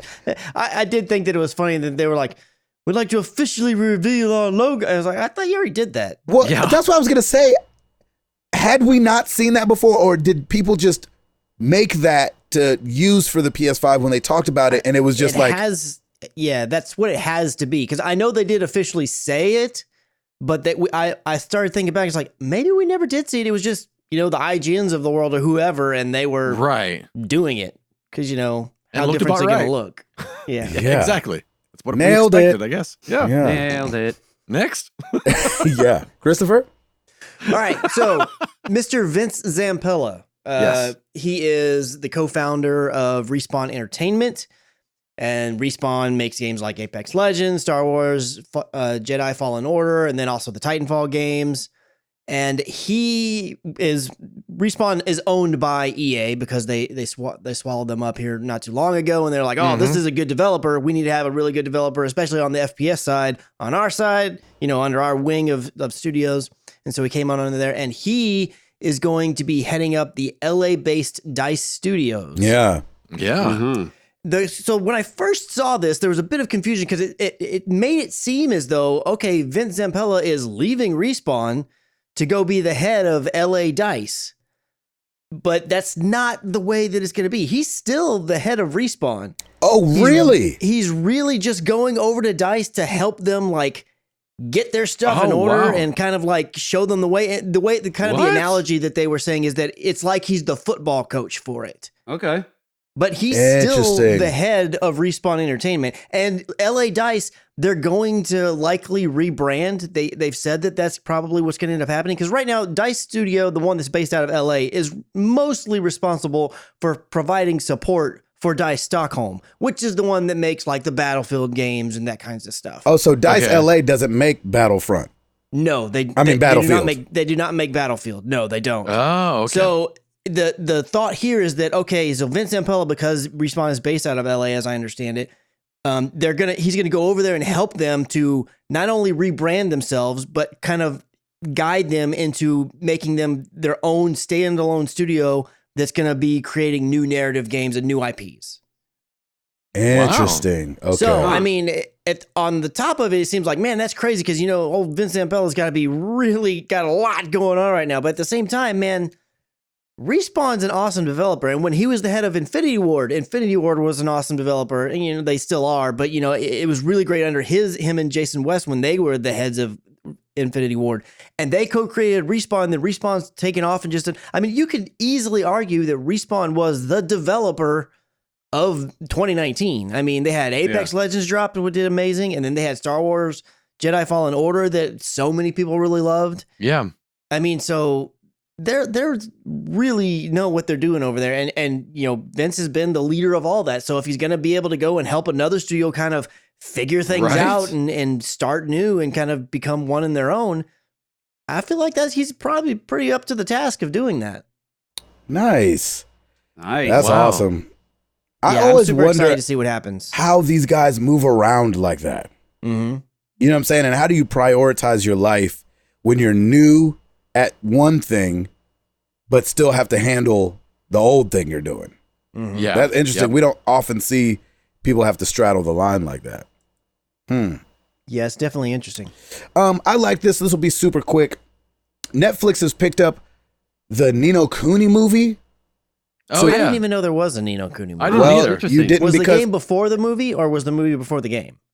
well, it originally launched just in August in Japan, so it's The already anime. out the movie, but Okay. then it's getting released in English later this month. And Now, when so you say in English, do you mean dubbed or just English subtitles? Or I'd both, imagine maybe? dubbed. Okay. Yes. And so I never played Nino Cooney 2. I played the first one, beat it, loved it, bought the second one, never played it. But I guess from this thing that I'm reading from Eurogamer, it says, expect another visit to the fantasy world of Nino Cooney, now seen in Level 5's 2 major RPG games and various spinoffs. As with the 2 main games, this film tells its own story with a fresh set of characters, which I thought was really interesting. Kind of akin to probably the Final Fantasy movie that came to America. Yeah. Where that had, CGI one? yeah, well, both were CGI, but Well, yeah, I guess that's true. where it had nothing to do with Final Fantasy that you had played, whether it was Yes. 1 through 10 or whatever at the time when that movie came out. And I didn't know that Nino Cooney didn't have anything to do with, like the first one didn't have anything to do with the second one. I bought the Yeah. second one thinking that would have to do with something with the first one. Right. Naturally. As you would think. But this is Japan we're talking about. That's true. And so the story to me is not so much that Netflix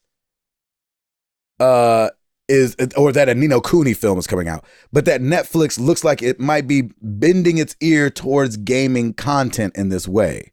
And I think that we talked about late last year or middle of last year, we talked about how Netflix really put all their money into comedians in 2019, spent a bunch of money just on Dave Chappelle alone.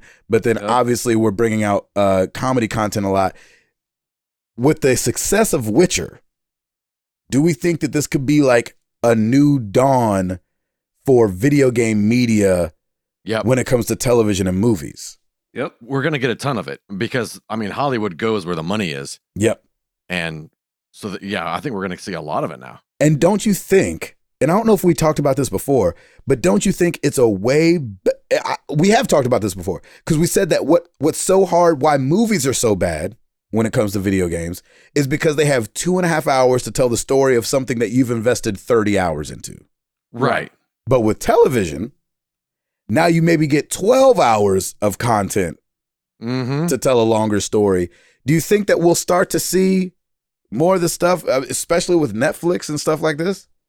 I think not only that, but I think we'll also see people who know and love the games working on them. Where before, like I now that they're a viable commodity, where before someone might have been like, I've never heard of Tomb Raider, but I'll produce it. Or something like that, where I feel like now you'll have people invested in it. They just learn to know what to say at the interviews and say the same thing every single time. Exactly. Right. That's right. Mm-hmm.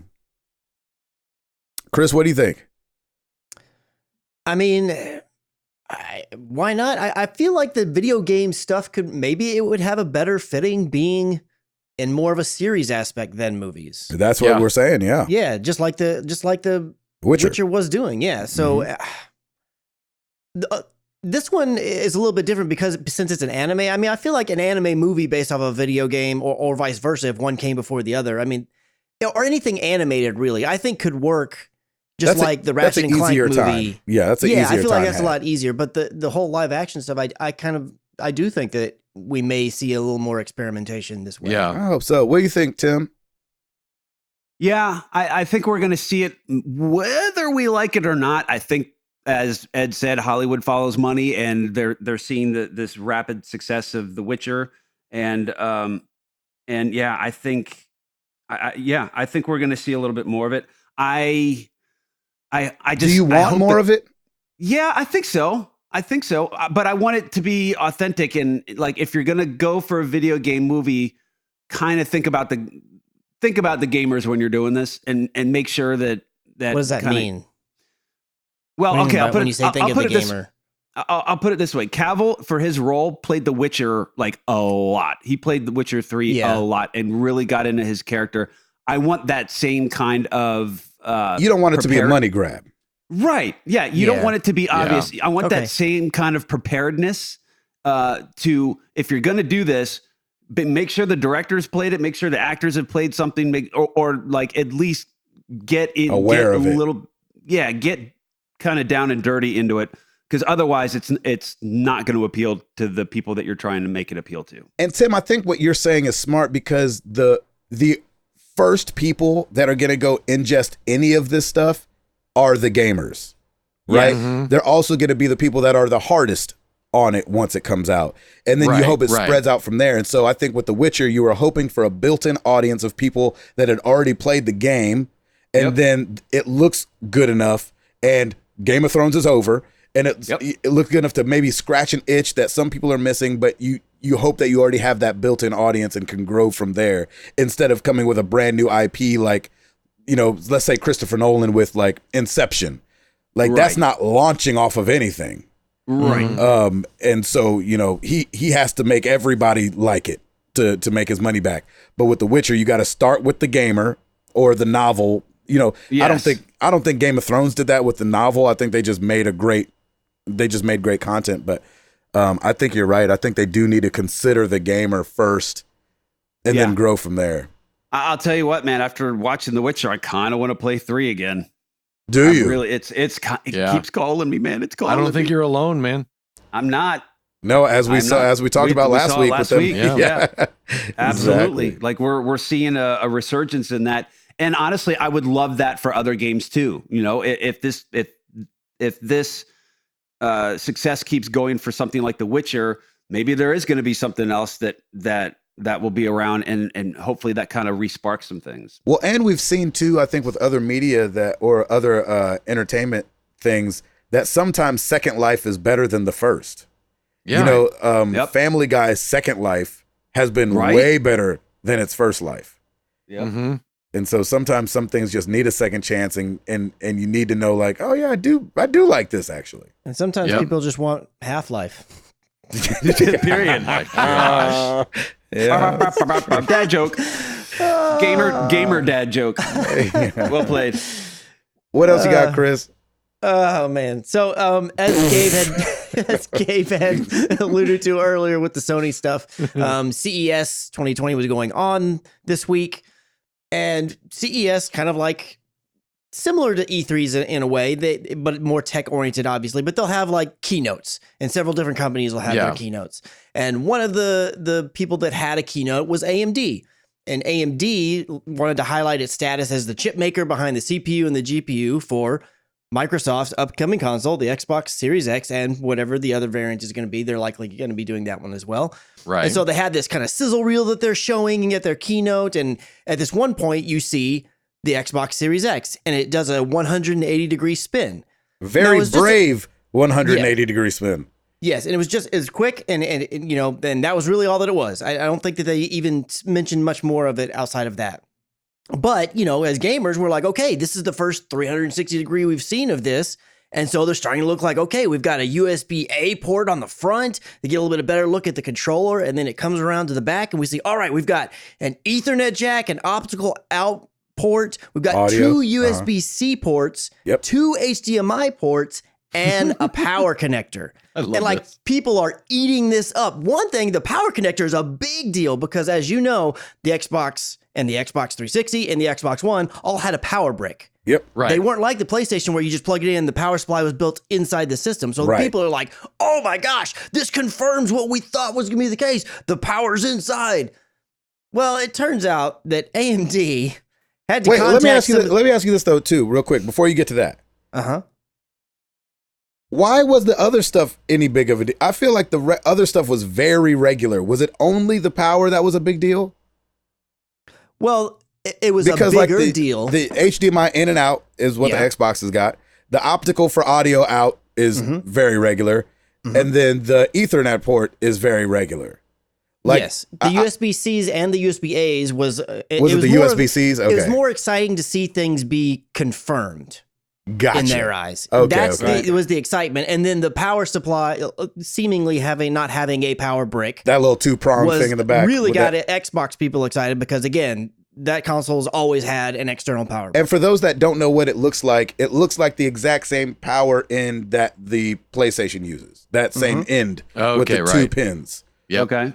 I mean, we had not only people like going off on Twitter about this, but we had places like Polygon and these other places picking these up and being like, "Sure, we got this little spin, and here's what it confirms," and blah blah blah. Yep. Well, an AMD representative had to reach out and be like, "Look, the Xbox Series X model shown during AMD CES 2020 keynote didn't come from Microsoft, and therefore it isn't accurate."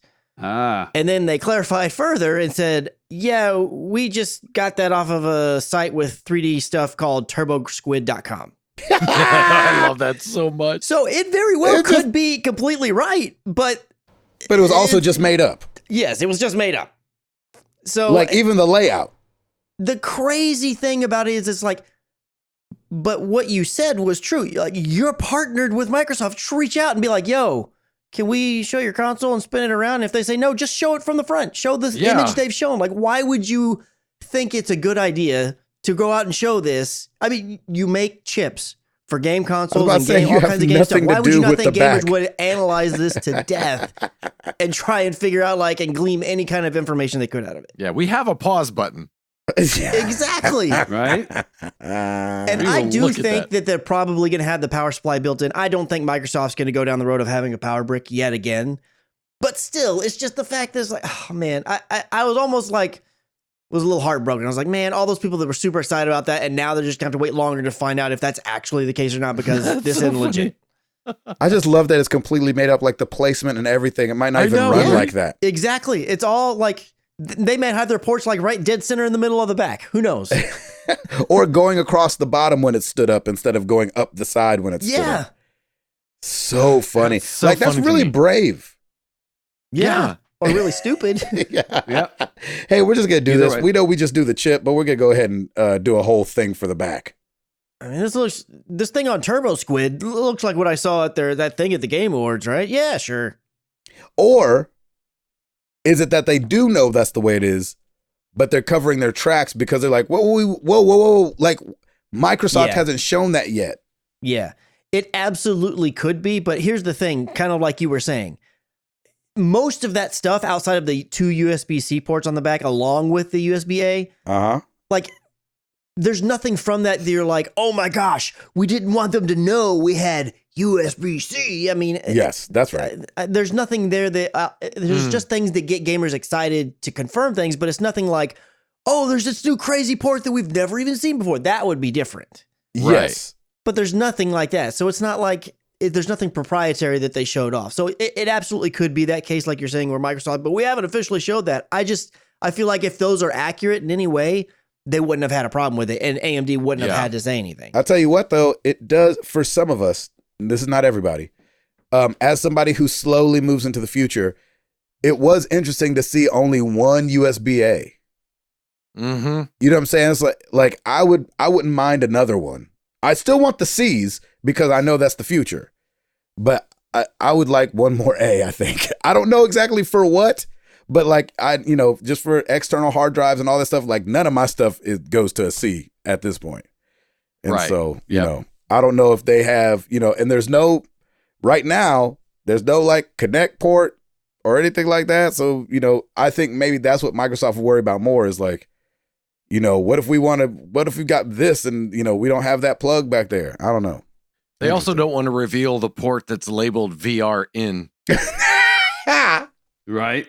That's funny. Exactly right. So it looks like the rumors from last year might be coming true this year. Taiwanese website DigiTimes reports that a new Switch model from Nintendo will enter mass production in Q1 of 2020. Wow. Just if you haven't looked at your watch, we're in Q1 right now of 2020 for a mid 2020 release. And I don't know if you guys remember, but obviously there was talks about a Switch Pro coming last year. And what we ended up getting was just a new version of extra battery of the Switch and the Switch Lite, as we like to call the light switch. And so the rumors about a Switch Pro, though, might be coming true this year, which I think is really interesting.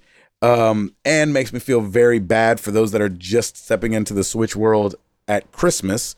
Like if you release something in the summer, will it kind of force GameStop to do the same kind of thing they did with the last one where they're like, well, if you bring your old one in, we'll give you this much money and you just have to pay this much to get the new one. I know that you guys, Ed, Tim and Chris, you guys haven't been on your Nintendos probably enough to notice anything, but like I've never actually wanted more power. Like I get that more power could be good, but I'm always wary of more power when the old thing is still selling really well. And so, I got it with the Xbox One X and everything like that and, stepping up, but those games just are so much. I mean, you can't compare the two, right? Nintendo does Nintendo very well. They look a certain way. They don't look hefty. They're not huge files. So I don't know. What do you guys think about a Switch Pro dropping this summer? Do you like that? Or would you want them to hold out for a year and just go ahead and do a Switch 2 down, a year and a half from now? I would think most Switch people would want something new as soon as possible. I don't know. Like it doesn't even matter. Exactly. Yeah. If they would, if they're going to release a Pro, I'll take it. I'll take it whenever you want to give it to me. Yeah. And I agree with you. My only thing was I don't remember the numbers on how well the new 3DS sold. I know I bought the new 3DS and I didn't get it. You know what I'm saying? I was like, okay, so it's added this little disc up here. But because I hadn't played anything before, I watched my kids play the 2DS, and it just seemed like it kind of went away. It didn't seem like it was a big seller for them because the 3DS had already done crazy numbers. Yeah, just whatever. It depends on, like you were saying, what's the difference? Yeah, and to me, if you buy something halfway through a console generation, and maybe Nintendo will do this, let's say they bring out something a year and a half from now,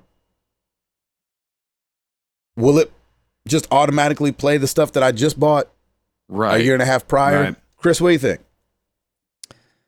I do agree with Ed that just whenever they're going to bring it out, Nintendo people will be like, yeah, I'm going to buy that.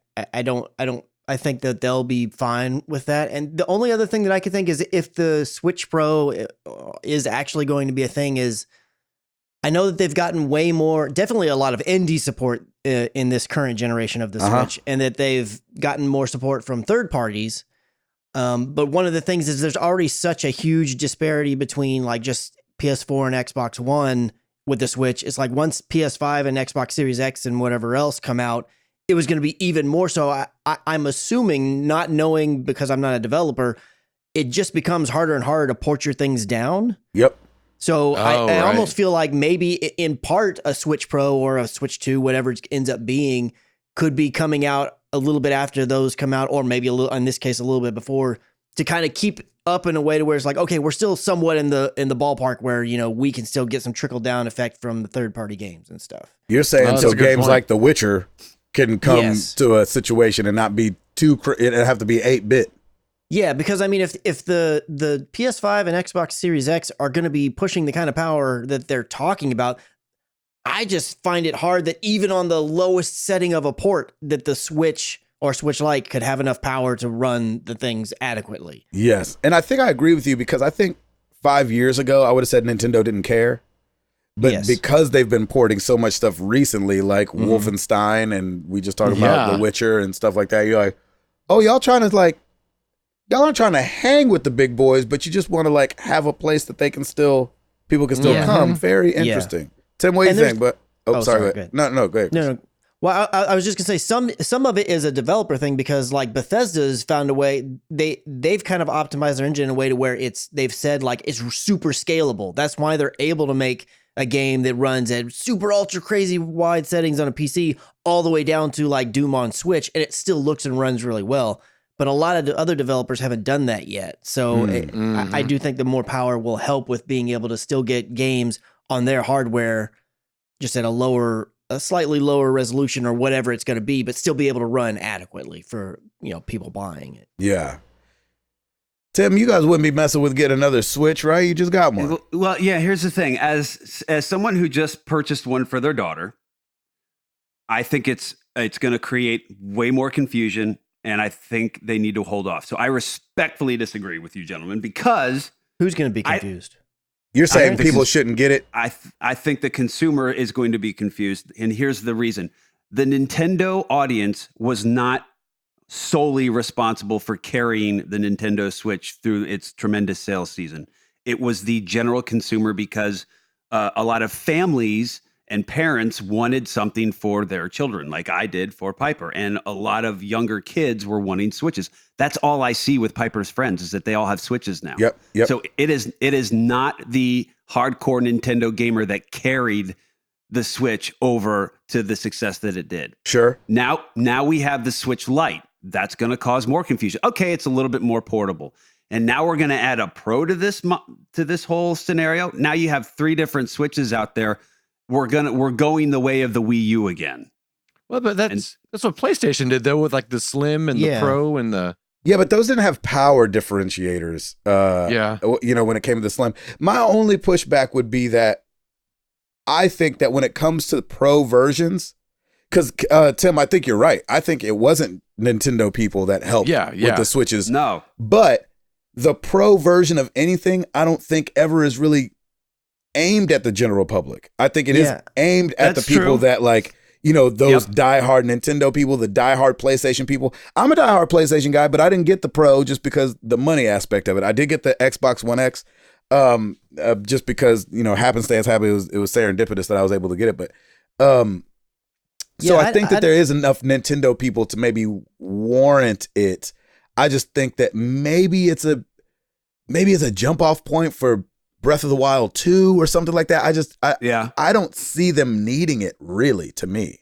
I think the argument, the confusion argument, isn't as valid these days, only because I think the way that cell phones have done things and their goofy naming conventions, be it having different models every year, has kind of acclimated even, normal everyday consumers. Yeah. And beyond that, even if you remove that element from it, as long as your naming structure isn't odd, I think, people, when they see the word pro, now you could debate all day long, well, does it really mean pro? Blah, blah, blah. But like when people see a blah, blah, blah pro, they know like, oh, that's the higher end variant of the. Yes, I agree with that. I don't think in that respect that, and then like even with the Switch Lite, like granted, maybe you can't tell from the box if you're just a box peeper. But if you see that display there, you could tell like, oh, well, this one's clearly different because it's all one solid piece and nothing comes off of it. Whereas this model, like these pieces, and it's a little bit bigger and blah, blah, blah. I think there's more. I'm not sure I buy the confusion argument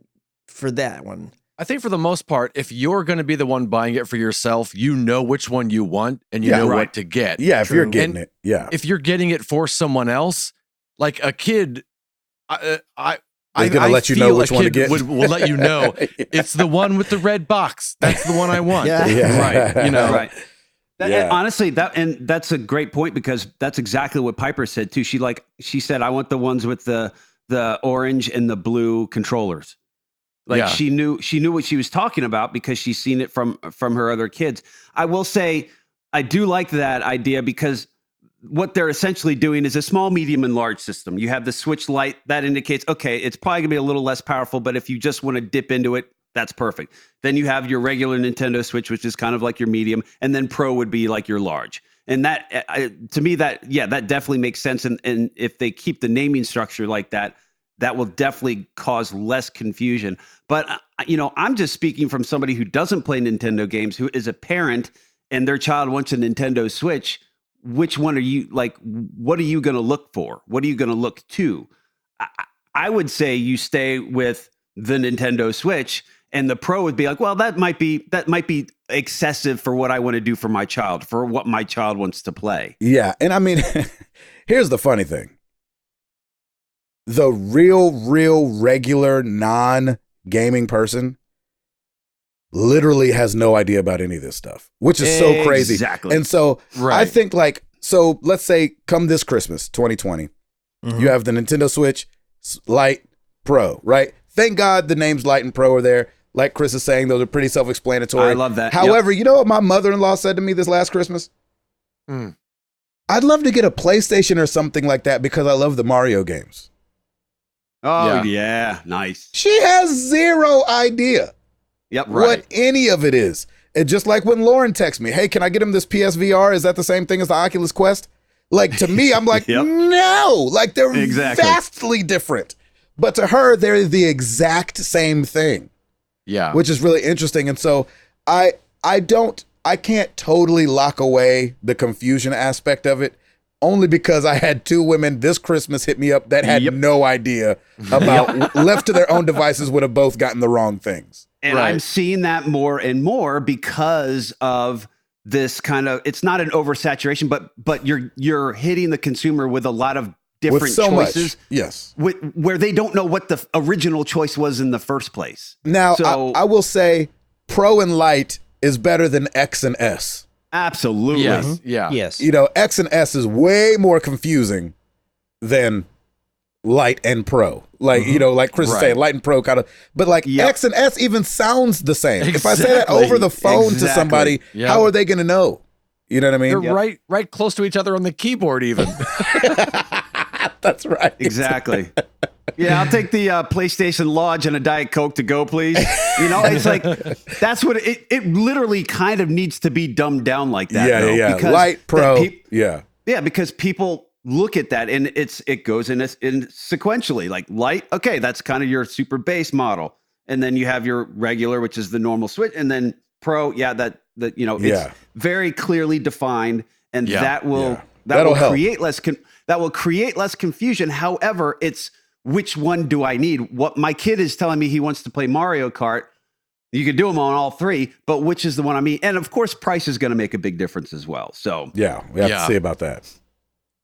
Interesting. Chris, do you have anything else? No. Eduardo, Yes, sir.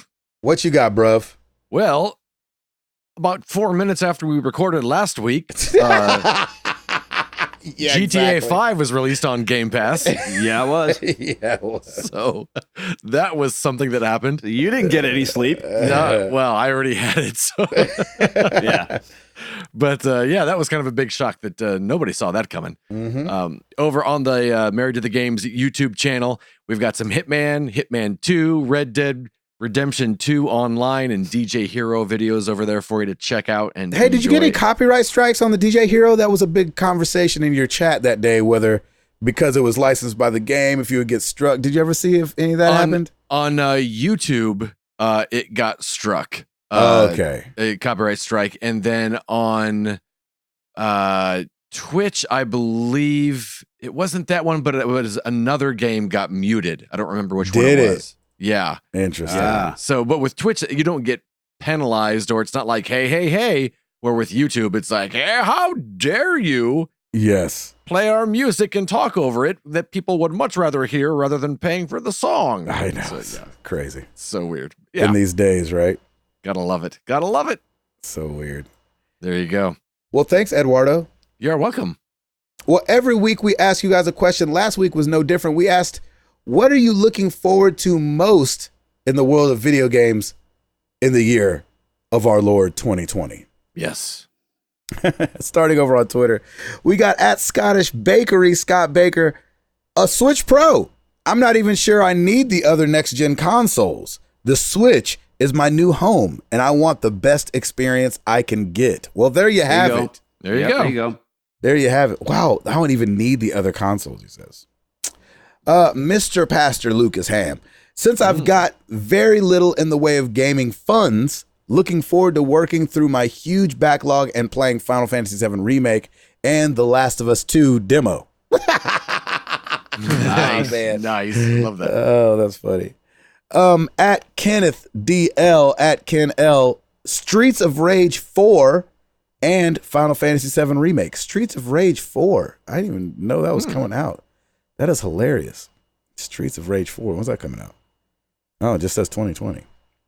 Over on Facebook, we've got Kenneth Ferguson. Oh, man. Uh-oh. He said it already came. It was the oh so sweet PS5 logo reveal. Dare Sony to top that. That's funny. They also did bring out a car that nobody's talking about, it seems like. I was talking about, I was like, did Sony just reveal a car? That's awesome. They're like, hey, we got this full electric car, and but here's this logo quick. I know. I love That's the right. people are expecting PlayStation specs and release dates and all that. And Sony's like, we made a car. Yeah, you're like, what are you doing? What are you spending your time on? Yeah, exactly right. Todd Mackey Jr. First up for me has to be the fact that I got my wife playing The Witcher 3. Oh, my nice. gosh. Awesome. Going to be getting into Final Fantasy VII, followed by Marvel Avengers, Dying Light 2, Last of Us 2, and the Lego Star Wars Skywalker Saga. There Going you go. to end the year with the PS5. I'm going to read this one because I feel like a lot of people can relate to this. Cohen Grizzard, I hope that's what he said, definitely has to be the new consoles coming out. I lost my gaming PC, Xbox, and PS4 due to financial struggles in 2019. But things are looking up. There we Yay. go. All right. The wait, what I wanna hear. along with not having anything to play, has me very excited for next gen. Good deal. Cohen, Oh, that's awesome. we hope you get back in the fold soon, brother. Yeah, man. We've all been there. Yeah. Gracious. Haven't we all been there? I don't know how to say this. Chongi Randall Taylor. Being able to buy a video game without having to sacrifice my lunch money. There you go. I know that's right. Over on the Discord, what we got over here on the Discord? We got Josh MTTG Street Team. He said in 2020, he's looking most forward to 400. Oh, you better come bring on. it, Josh. Episode 400, baby. Let's go. Oh, my goodness. Oh, I need some new coasters. No, I'm just kidding. Josh, don't make me no coasters. I'm good. Just bring your pretty face. That's right. Tall face. Yes. BDog1221. I'm looking forward to Half-Life Alyx and VR showing me more. I wish I wish I were more into VR, but the only games that interest me is Beat Saber. So hopefully more advancements give me a reason to want one besides being a dancing Jedi. I mean, Beat Saber is the quintessential VR game. It There you really go. is. It's a as you would say, it's weird to say it about VR, but it is a console seller, if I could say Yeah. that. A And the headset Oculus seller. Quest, I haven't tried it yet. I should actually right after the show. Has the new hand tracking, Oh, does it really? which I haven't tried yet. And so in the menus, you can use just your hands instead of the controllers. And then they have a couple little, I stretch to call them games, but little examples of how you can use hand tracking in games, like picking up stuff and things like that. Nice. So I got to check that out. Nathan Dugas, in no particular order, getting a second Switch to play Animal Crossing, Diablo 3, and other co-op games with my wife, replaying the Infamous games to get the platinum trophies in all of them, Nice. clearing some more of my backlog, finally introducing my oldest son to playing games he's been watching me play since he was a newborn, and at 4 years old, I think he's about ready to jump in for the first time. There you go. Seeing what Nintendo has planned for the year, since currently we only know for sure about a few releases. Seeing what Sony is doing with the PS5 and what it's launching with, and finally driving into Red Dead Redemption 2 for the first time Oh, And- man. on PC. Ooh. Nice. I know that's right. Gracious. Yeah. Let's do one more. Let's see. We'll do this one because it's a little longer too. Greek gamer Nick Huntress. I'm gonna take the Ed Placencia approach to this week's question with a list. Oh. 1. Overwatch 2. Oh yeah, we haven't even talked about Overwatch 2. Yeah, Overwatch man. 2 can't wait to see more heroes, maps, modes, and added to an already amazing game.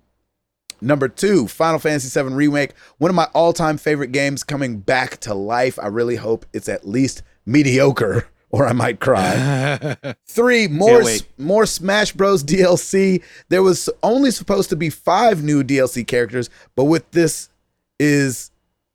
now there is a question of more. I love their content that they do. I love their content that do all the characters they pick justice. I love their content. They do all the characters they pick justice.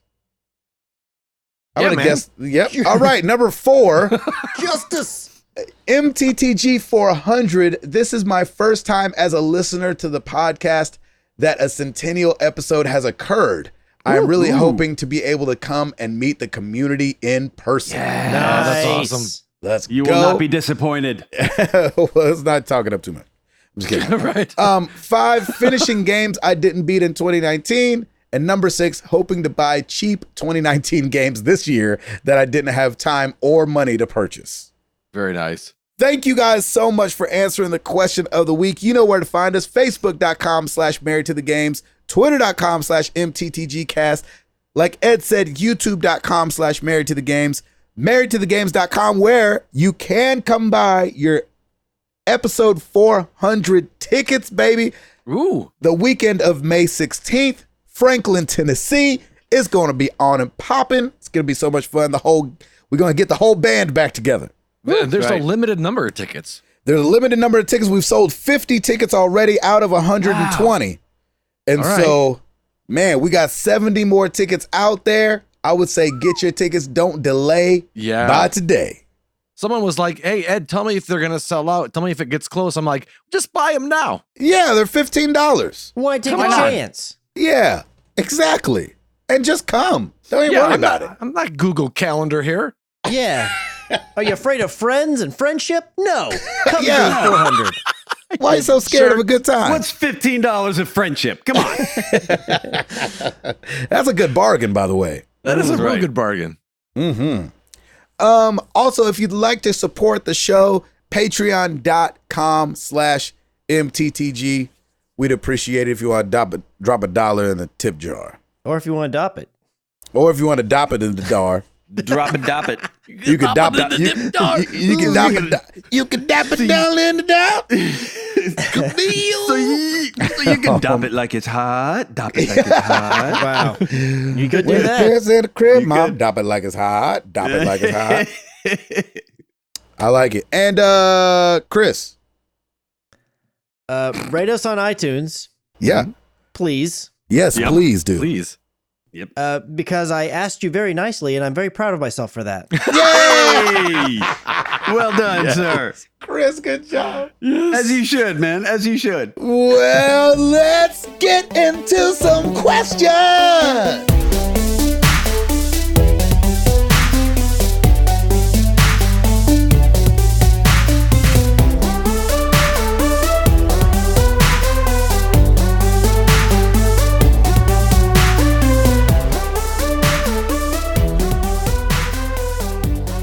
All right.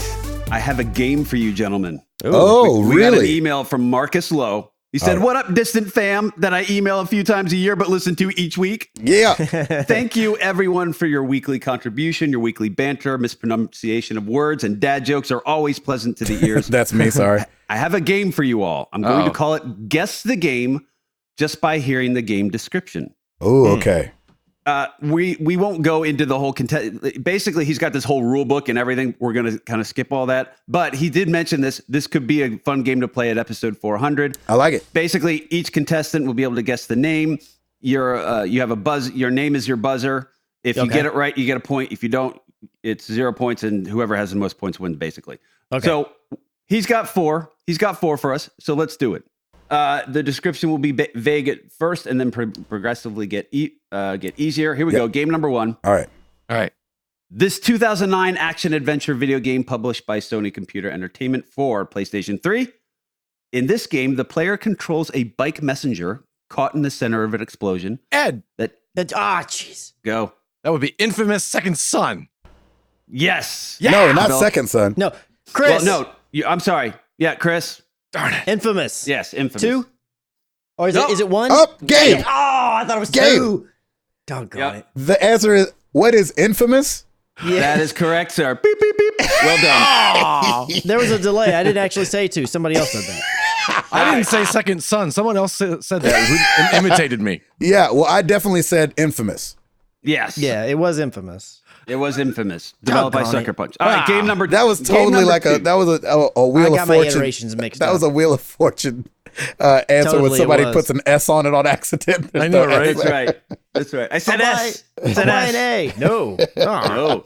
No, I meant E.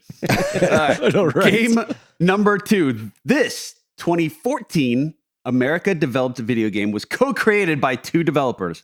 This epic role-playing fantasy war game involves humans, wizards, and elves.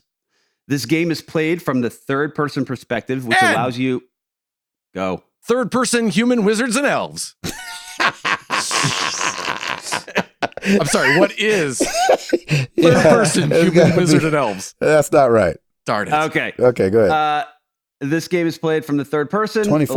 Allows you to interact with characters, undertake quests, and access new areas by progressing through the main story. You have the ability to select one of 4 character archetypes. The Gabe. creators of this series, Diablo 3? negatory. It's The the creators- 2 developers is what's throwing me off.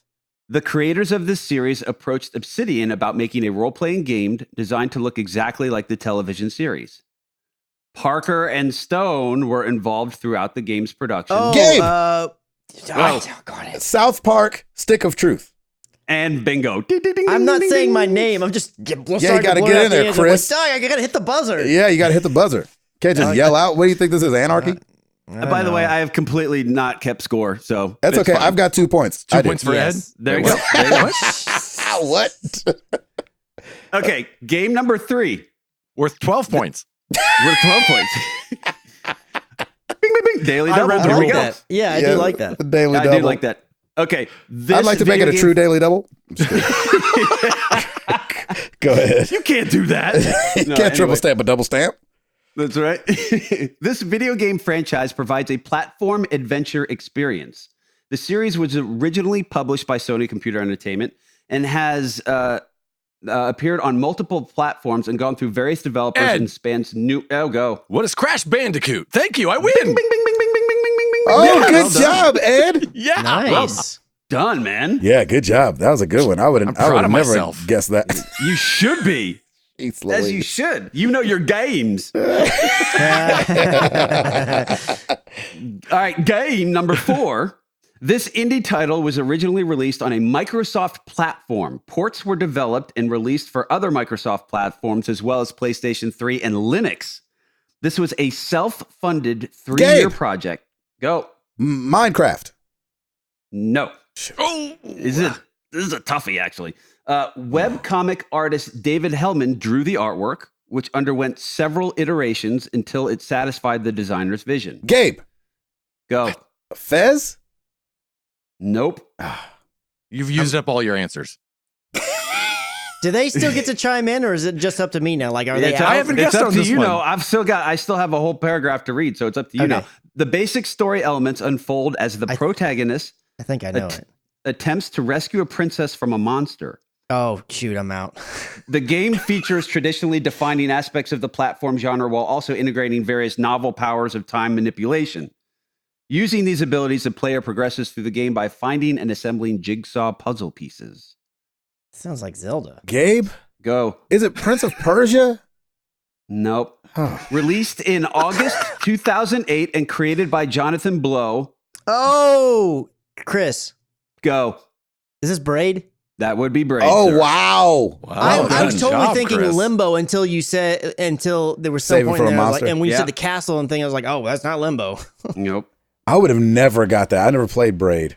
No. That was great. Marcus, thank you for that. Yeah, that's Sorry a it great took me so idea long to to finally get on the board. 400.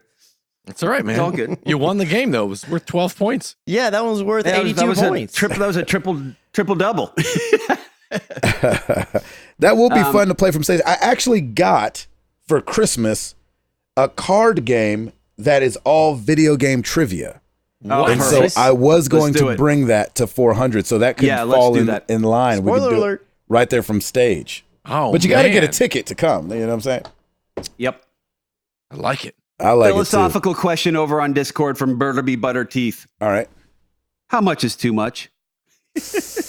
Depends on what you're talking about, right? That question was too much, Burnaby. I agree. Because I'll tell you this. I would do anything for love, but I won't do that, baby. Yeah. I won't do Exactly. that. Yeah. Whatever that is, Well done. that's too much. That's too much. I agree. Yep.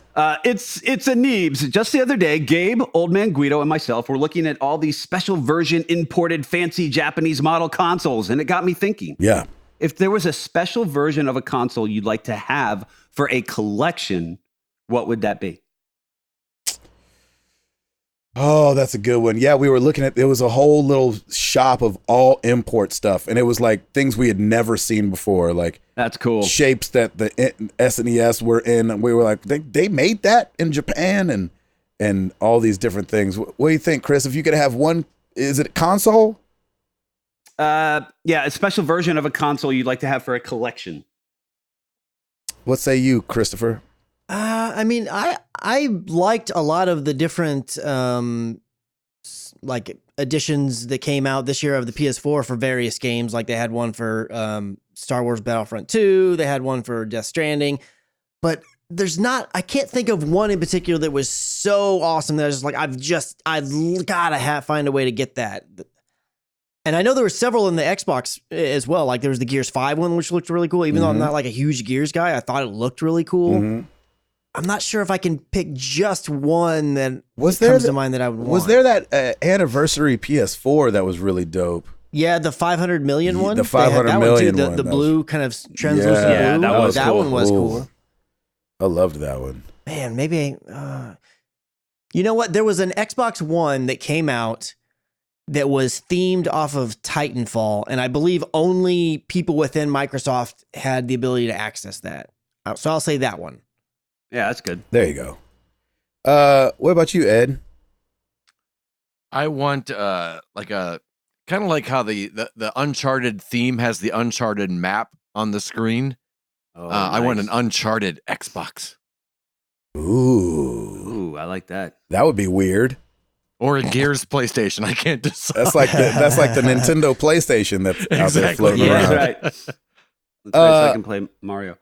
I like the clear idea, like having like a Yeah, kind of like a lucite casings as you can see the inner workings. I think that would be just really Yeah, cool. that's kind of cool. I really like that a lot. Very simplistic, but kind of modern and techie. I dig that. Yeah. I would say I would like some form of I've never seen a really cool version of it, but I'd love to see a really cool version of like the Dreamcast or something like that. I mean, it's one of my favorite consoles and it was gone too soon and barely anybody ever played it, but it's got a special place in my heart. So I'll say that one. Say the Nice. Dreamcast. That's awesome. Nathan Dugas, when I listened to episode 7, hashtag MTTG. Oh, that's right. He's taking the 365 challenge. One thing that came up was that Disney had just bought Lucasfilm and announced they were starting up the sequel trilogy with episode 7. Gosh, dude, that feels like years and years ago. It isn't was. It's amazing. It was. Yeah, actually 7 years ago. 7 years ago. It feels like way longer than that. Oh, gotcha. I'm proud of myself for that, though. Most of the opinion was that the new movies could wash the bad taste of the prequels out and could be really good. Now that we've actually gotten the full sequel trilogy, do you feel that Disney did Star Wars justice? Personally, I felt that the trilogy as a whole was a mess and ultimately felt pointless. However, Disney did put out some great Star Wars content with Rogue One and The Mandalorian, and the sequel trilogy actually made the prequels look a lot better. P.S. Router totally called J.J. Abrams doing some of the movies. Thank you. Oh, that's why that question got read. I'm just kidding. Yeah, exactly. You're darn tootin', that's why. I would say people are spoiled. Yeah. I agree. I think that the trilogies, if you just take them as movies, remove all your preconceptions about what you want the story to be told, what story you want to be told to you, and just take them as movies, I think they're all really awesome. Now, 7, 8, and 9, Yes. including Rogue Agreed. One and stuff like that. Yep. Do we remember how much we complained about 1, 2, and 3? I Oh, think yeah. because Oh, yeah. it's been Yeah. so far Still do. removed, we forget how bad we thought those were. We thought I think the thing I remember hearing a lot was that like Natalie Portman and Ewan McGregor were the only good things about those movies. Like the guy who played Anakin, people said couldn't act. People hated Jar Jar early on. People were Yep. like an underwater world, and people didn't like Qui-Gon Jinn. Like there was They hated the script, like just the words they were saying. Oh, yeah. people hated it. Now we got JJ who did 7, which I thought was great. Ryan did 8, which definitely was a departure, and 9 definitely felt like taking an eraser to 8. We all know like it feels like directors going back and forth because it was directors going back and forth. Yeah, exactly. However, I would take JJ doing 7 and 9 and Ryan doing 8 all over again, and I would take that over George doing 7, 8, and 9. Yes. I couldn't Yep. agree more. Absolutely. Yep. Chris, what do you think? Absolutely.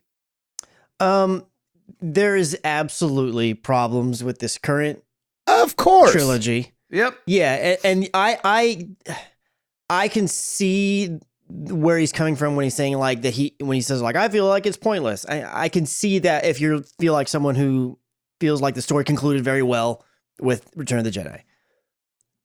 I like Star Wars. I have too. fun with Yeah. the movies. Me too. I like all of them. Every single one, all 9 films, I like them all. And I've been working on a ranking because, it took me a little while before I finally got to see The Rise of Skywalker. Yep. I've been working on ranking, and I've been going back and forth because it's hard. It's hard for me to put them in a definitive order. My top 3 are pretty much set. But once you get past that, man, they'll shift around each and every day. I like The Last Jedi. I like the chances it took. I don't feel like it was a huge, big mistake. I also like The Rise of Skywalker. I don't necessarily feel like it's an eraser of the Last Jedi, but I feel like it's in some ways a compliment that hasn't really been explored. I like all of it. I like seeing the weird, goofy, dark side stuff at the end of Rise of Skywalker that seems to make no sense. I don't care. All these ships are in the sky. It's cool. I like Star Wars. Yeah. Dude, Yeah. I love that. I'm way more on that side than Yep. the side of hating the movies. Yeah. Yeah. Yeah, your point of George taking over Yeah. is very, very well put, and I think we all saw what George did with 1, 2, and 3, and we couldn't have that again. I just And, didn't like the decisions they made in there. And I don't know if this is Disney, but like even the way they felt like they had to go back and redo stuff in 4, 5, and 6. As I've watched 4, 5, and 6, right before I saw 9, and seeing the little changes, they're so apparent and they're so ugly. Like the conversation that Jar Jar has with Han. Jar Jar is small and way shorter than him, and like just so CGI you looking. mean, I'm sorry, you mean Jabba. Jabba. Jabba, not sorry. Oh, yeah, Jabba. yeah. Jabba, Jabba the Hutt. And then like, the fact that the Anakin is different at the end of, Yes. Yeah. all that just is like, you're like, why are The they showing? being added in when he kills he quote unquote kills the Emperor. Yeah, yes.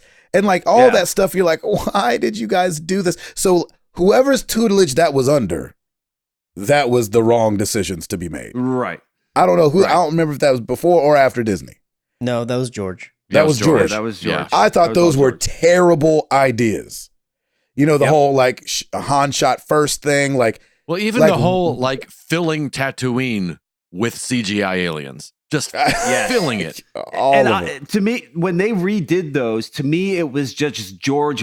Now that he had the technology, just wanted flexing. to throw up effects everywhere, and that's Yeah. exactly what he did. And it was very off-putting, to be honest. Mm-hmm. And then I'm you yeah, exactly. And then you have 1, 2, and 3, and he lost me when they started discussing midichlorians or whatever the freak those things were. Midichlorians. Mhm. Midichlor. What? And I was like, the Force, really? baby. We've got a currency now for this? Is that what's happening? And That was erased in Now, these yeah. new ones. Yep. Yep, exactly. So I am with you, Chris. I just love Star Wars. I grew up with Star Wars. I saw 4, 5, and 6 in the theater. Well, not the 4, but I saw 5 and 6 in the theaters. Became a huge Star Wars fan, and with 7, 8, and 9, there was just there's long gaps right in between all these different episodes, which leads to long theories, discussions, novels, books, all kinds of stuff that just and all these different aspects of this is what I think is going to happen. There's a lot of discussion.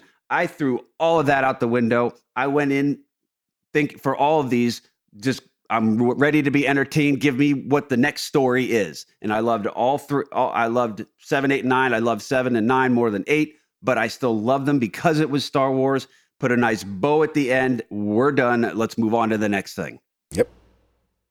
And Yeah. Rogue One was awesome. Yeah. Rogue One is by far one of my favorites. And I tell you what, I know people poo-poo on them. As an entertainment company, I trust Disney over everybody else. I agree. I mean, They've they're doing done, stuff right. They've done amazing with the Marvel movies. Yeah. I mean, anyway. They've done amazing with Disney Plus. Like they took over another media in streaming and was like, boom, here we go. And then Well, they and were it's like, and now we'll take Home Alone back. It's- Right. But like even Tom Holland was like, I really don't want Sony to do these movies. Can we stay with Disney, please? Mm-hmm. Yep. So, yep. Love it.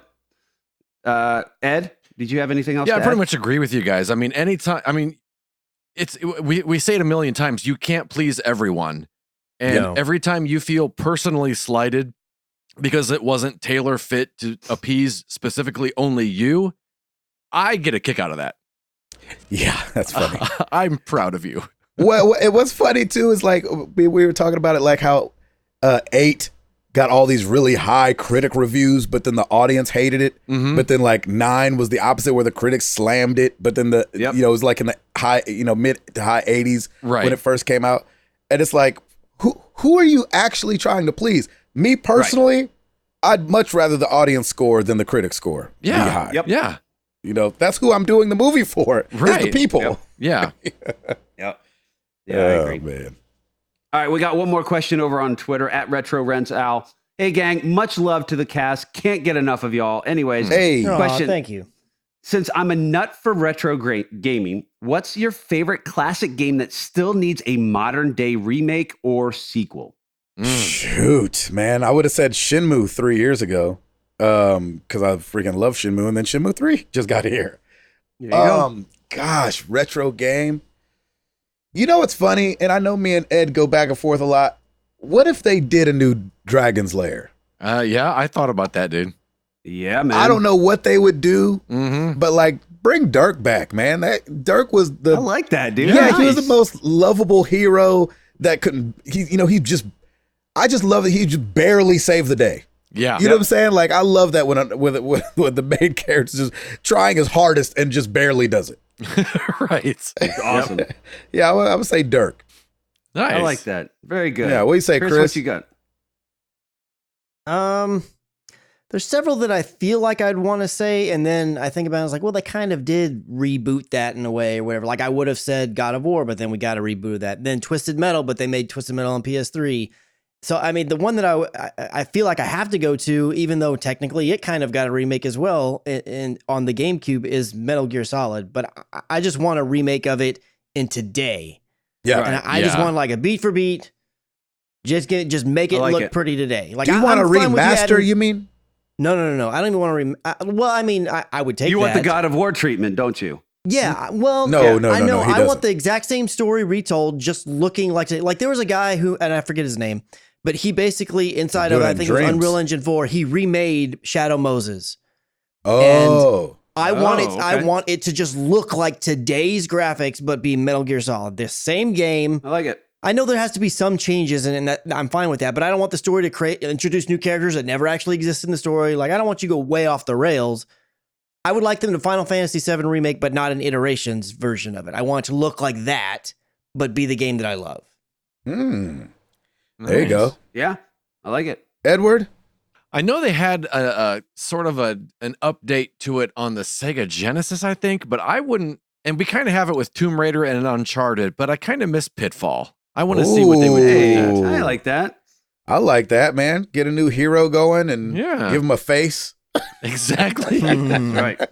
Throw a couple alligators in there and have Yeah, fun. man. You get Gotta swing get a back. couple polygons going. Yeah. Get you a new adventurer. Exactly. Right. Adventure.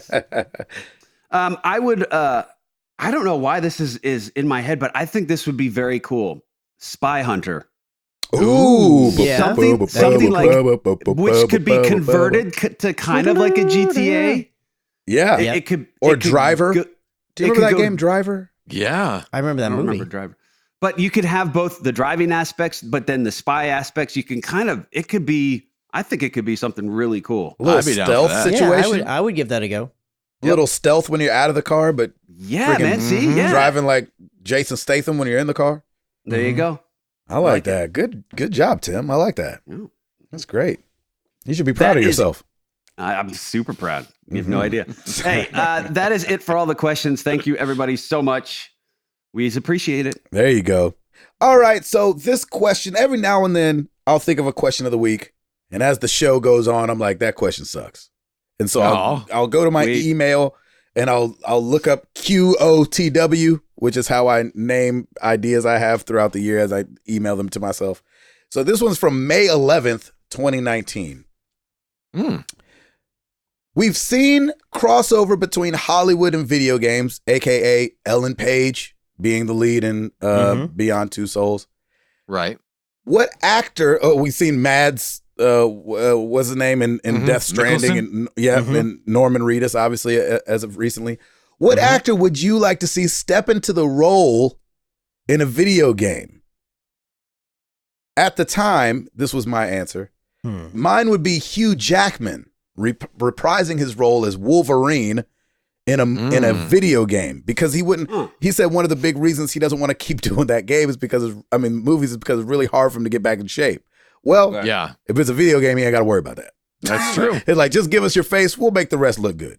Yes. So I'm going to actually stick with that answer and say Hugh Jackman reprising his roles as Wolverine, and give us one of those gritty, a la God of War 2018 style games Yeah. with Wolverine in it. I think it'd be awesome to let Hugh Jackman be the guy. That's good. I'll edit out the silence, give you guys a second to think. 'Cause I know You know what? I'd be down for some John McClane, Bruce Willis. Ooh, yippee-ki-yay, mother give lover. give me a Die Hard game. let's see what we do. There you go. I like that. Ooh, walking on glass. Right? Things like that. There you go. Ooh, that would be a good one. Oh my gosh. Chris, what do you think? I want a Gone in 60 Seconds game with Nicolas Cage. Oh no. Oh, jeez. Do you really? Oh, yes, I do. I love that movie, man. And I love would that movie, too. I would play that game. I don't care. I would play it. Eleanor. Or even Ghost Rider, but I want Nicolas Cage. Just you don't care, just Nicolas Cage. Give me Nicolas Yeah, Cage on the game. Treasure. I just want a game with him doing something goofy. Did you love him in Spider-Man? Into the Spider-Verse? Was he in it? Yeah. Yeah. He was the black and white. Noir Spider-Man. Yeah. I did not know that. Well, now you got to go back and watch it. Oh, wait. Now that you mentioned that, I do remember that. Yes, I did like him in that. Or Yeah, I he liked was- that character. Yeah, So he I was mean, so I great. must have liked him. Yeah, I he was totally so forgot great. about So that. good. He was so good in that. He's one of those actors where I'm like, I don't know if you can act, but I love you and stuff. Yeah. Right. How do I become one of those actors? Because I really want, like, watching, I know Ed goes through the same thing I go through. When I'm watching the Golden Globes, I'm like, I want to be a part of that. Dude, that seems awesome. Yeah. Oh, gosh. Yep. I love it. Tim, what about man, you, bruv? What Hollywood actor do you want to see take maybe a lead role in a video game? We're getting Keanu Reeves next year.